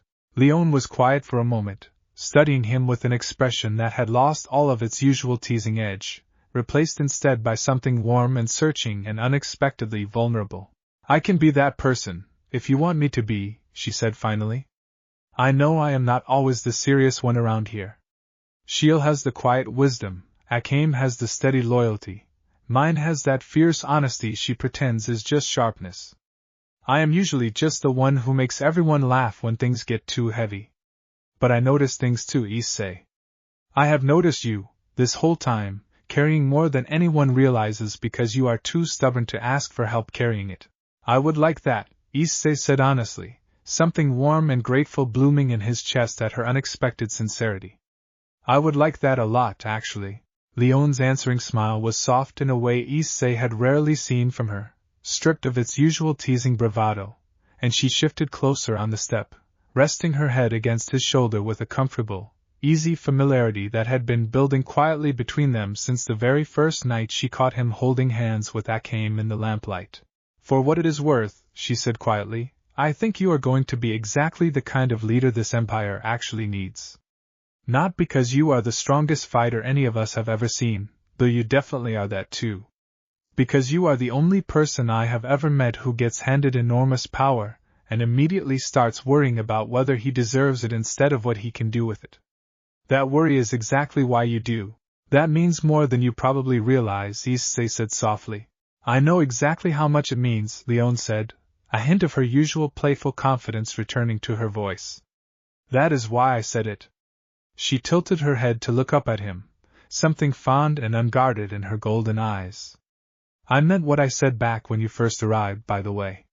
About being glad you fell out of the sky into our mess of a war. I do not think I have said it since, but I still mean it. Probably more now than I did then. Issei reached over, gently tucking a strand of hair behind her ear, and Leone leaned into the touch with a warmth that felt entirely natural after months of easy, comfortable closeness between them. I am glad too, he said quietly. For all of it. Especially you.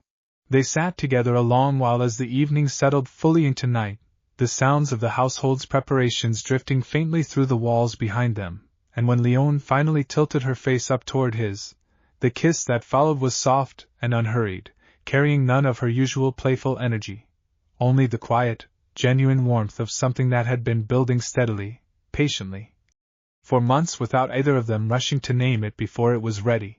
I have wanted to do that for a while, Leone admitted afterward, a rare, genuine shyness coloring her usual confidence. Me too, Issei said honestly, and meant it completely. They stayed together on the steps long after the stars had fully emerged overhead, comfortable in the easy, unhurried closeness that had grown between them, and when they finally made their way back inside, hand in hand, neither of them felt any need to explain or justify what had passed between them to the rest of the household. The family they had built together long since having learned that the things worth having did not always need explaining at all. The fall of the Prime Minister's regime sent ripples of disbelief and cautious celebration throughout every corner of the empire, and in the weeks that followed the capital's liberation, Issei found himself swept into a whirlwind of political transition unlike anything he had prepared for. Najma and the Revolutionary Army's Council working urgently to establish a provisional government capable of guiding the shattered empire through its uncertain future.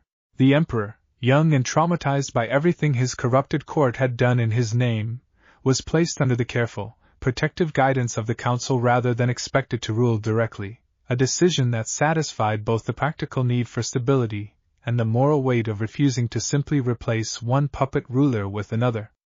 It was during the long, exhausting negotiations over what the empire's future government would actually look like that the question Issei had spent months quietly avoiding finally, unavoidably, came to a head. The people need a symbol they can trust completely during this transition, Najma said during a private council session, her expression carrying the weight of someone who understood exactly how much she was asking. Someone who represents everything this war was actually fought for. Issei, I am not asking you to become an absolute ruler. I am asking you to accept a role, publicly, as the figure this new government is built around, someone the people already believe in without reservation. Call it king if that is the word that resonates with them. Call it something else if you prefer. But the role itself, in some form, is not optional anymore. The stability of everything we have won depends on it. Issei sat with the request for a long moment, thinking of everything that had led him here, the mud outside Kesho, Akame's steady blade, Bullet's warm guidance, Sheele's quiet wisdom, mine's hard-won trust, Esdeath's fragile, hopeful transformation, Kurom's tearful homecoming, the small, trembling hand of a frightened child emperor reaching out to accept a future built on something better than fear. I will accept it, he said finally. Not because I want power. Because I understand now that refusing it would leave a vacuum this empire cannot afford to have filled by anyone less committed to what we actually fought for. But I want it understood clearly, from the very beginning, that this is not a throne built to rule over people. It is a promise to protect them.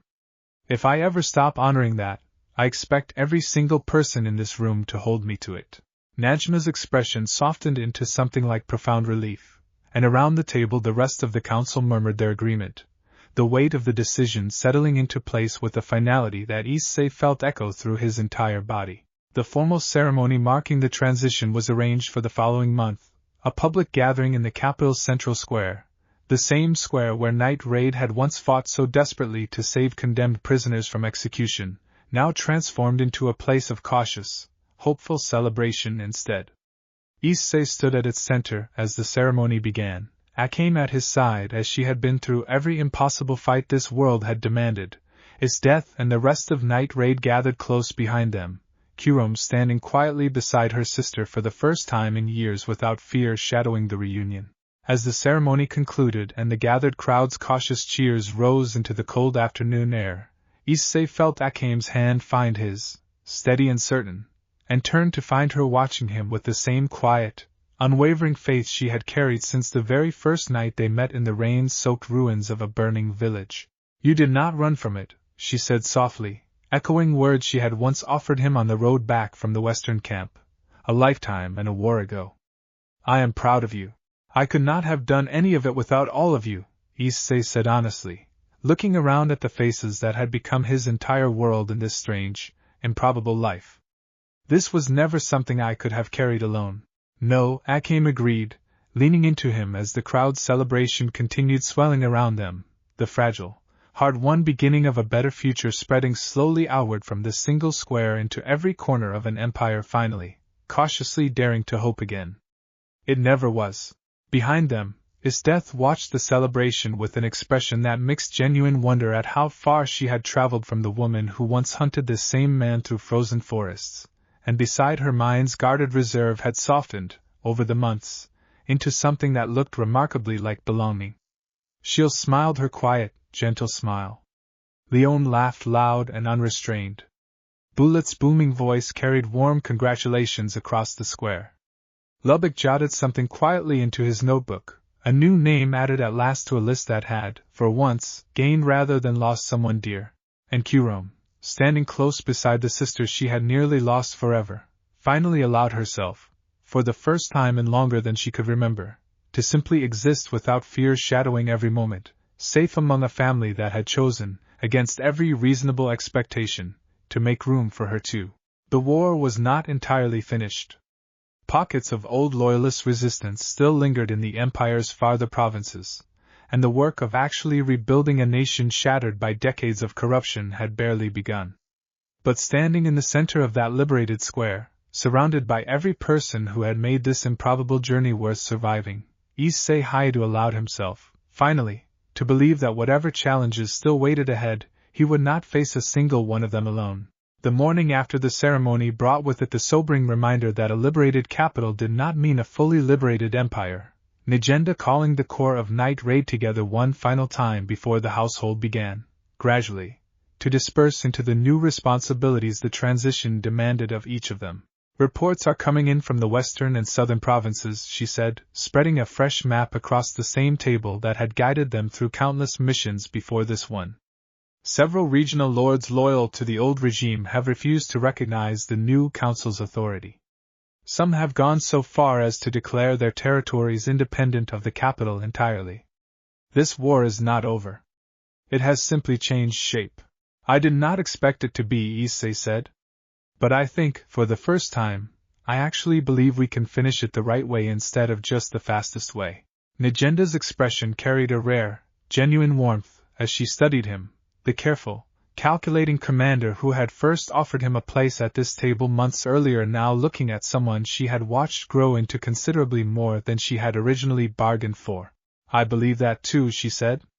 "Which is precisely why I intend to keep this team together as its own operating force, even as some of you take on broader responsibilities. Issei may carry a title now, but Night Raid does not stop simply because the capital has changed hands. There is still work only we can do." The room settled into a determined quiet at that, every face around the table carrying the particular resolve of people who had already sacrificed enormously for this cause and fully intended to see it through to whatever end it actually required. And Issei, looking around at each of them in turn, felt the familiar, steady certainty that had carried him through every impossible fight in two different lives now settle firmly back into place. Esdeath, standing slightly apart from the table's edge as she often still did, though with considerably less distance than she had maintained in her earliest weeks among them, spoke up with quiet, deliberate conviction. "I know these regional lords personally," she said. "Their tactics, their weaknesses, the particular kind of fear they rely on to keep their people compliant. If the council is willing to trust me with it, I would like to lead the effort to bring them back into the fold, through negotiation where possible, through force only where it proves genuinely necessary. Negenda studied her for a long moment, then nodded once, a small, deliberate gesture of trust that carried enormous weight given everything that had passed between them. Then that will be your responsibility, she said. I trust you to know the difference between the two better than anyone else in this room could. Akame, watching the exchange with the same careful, considering attention she brought to everything involving Esdeath still, finally spoke, her voice carrying none of the old wariness that had once defined every interaction between them. I will go with her, she said, surprising several people at the table, Issei included. My sister deserves the chance to see this war end the right way too, and I think we both understand better than most exactly what it costs someone to change the direction of their entire life. If Esdeath is going to convince frightened, entrenched lords that mercy is not weakness, I want to help her prove it. Esdeath's expression, for just a moment, carried something close to genuine surprise, quickly smoothed back into her usual composed dignity, though the warmth underneath it lingered visibly. I would welcome that, she said quietly. The meeting concluded with assignments spreading across the remaining council members and the core of Knight Raid alike, each of them carrying forward some piece of the enormous, unfinished work still waiting beyond the capital's walls, and as the household began, gradually, to disperse toward their new responsibilities, Issei found himself standing alone for a rare quiet moment in the courtyard where so much of this improbable journey had unfolded, from his first uncertain sparring sessions. With that came to the quiet, hard-won trust that had eventually grown to include even Esdeath among the family gathered here. He did not know exactly what the coming months would demand of him, the details of governance and diplomacy still largely unfamiliar territory even after everything this war had already taught him, but standing in the quiet, frost-touched morning light of a capital finally daring to hope again, surrounded by the promise of everyone who had chosen, against every reasonable expectation, to walk this impossible road beside him, Issei Hyoudou felt, for the first time since waking up in the mud. Outside a burning village months earlier, genuinely and completely ready for whatever came next. The Empire's future remained unwritten, its wounds far from fully healed, its scattered pockets of old cruelty still waiting to be reckoned with in the months ahead. But for the first time in a very long time, that future felt, to everyone gathered in that quiet courtyard, like something worth building carefully, together, rather than simply something to survive.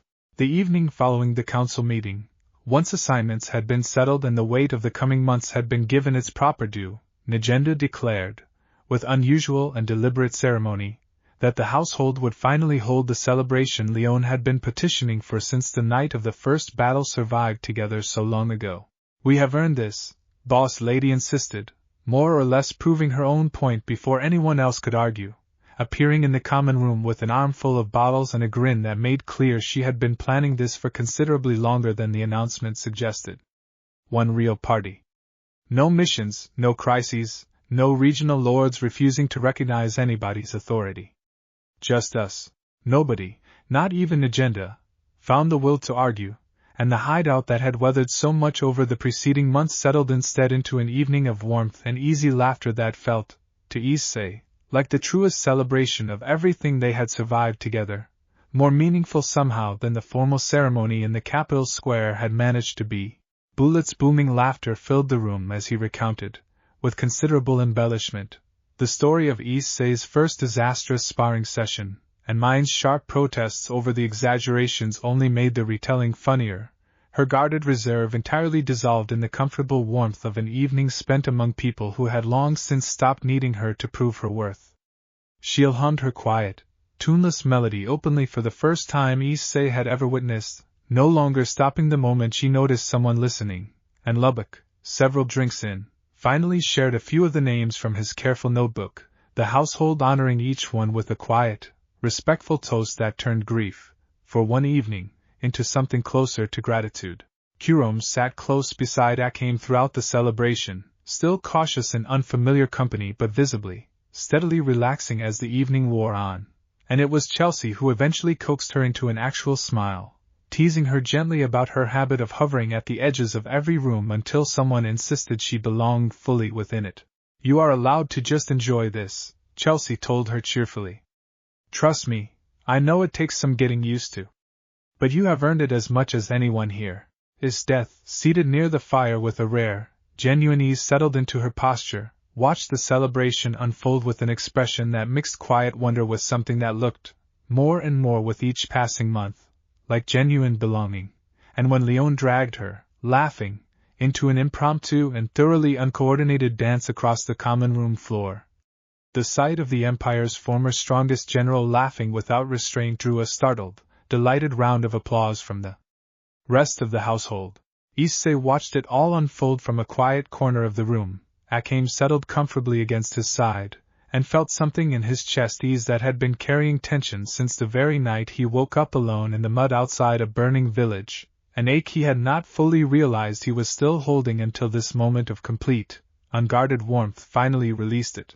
I keep thinking about how impossible all of this would have sounded, back when we first met, he admitted quietly to Akame, watching Leone finally drag mine into the dancing as well, Sheele clapping along with genuine delight, Bullet's deep laughter anchoring the whole chaotic scene. A whole family, built out of a war that should have destroyed every single one of us instead. Akame considered that for a long moment, watching the same scene with the same quiet contentment. I do not think it is impossible, she said finally.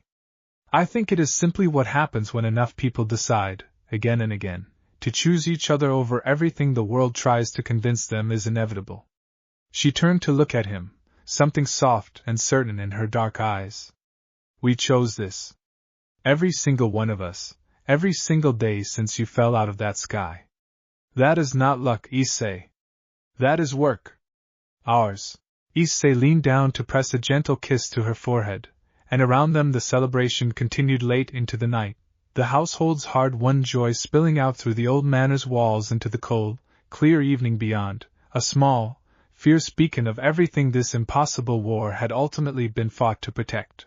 The Empire's future still waited, unfinished and uncertain, beyond the borders of this one warm, celebrating room. Regional lords still needed convincing, wounds still needed healing, an entire nation still needed to learn how to trust something other than fear again. But for this one night, surrounded by every person who had chosen, over and over, to stand beside him through the very worst this strange world had demanded, Issei Hyoudou allowed himself, finally and completely, to simply celebrate how far they had all come together, and to look forward, without hesitation, to everything still waiting to be built.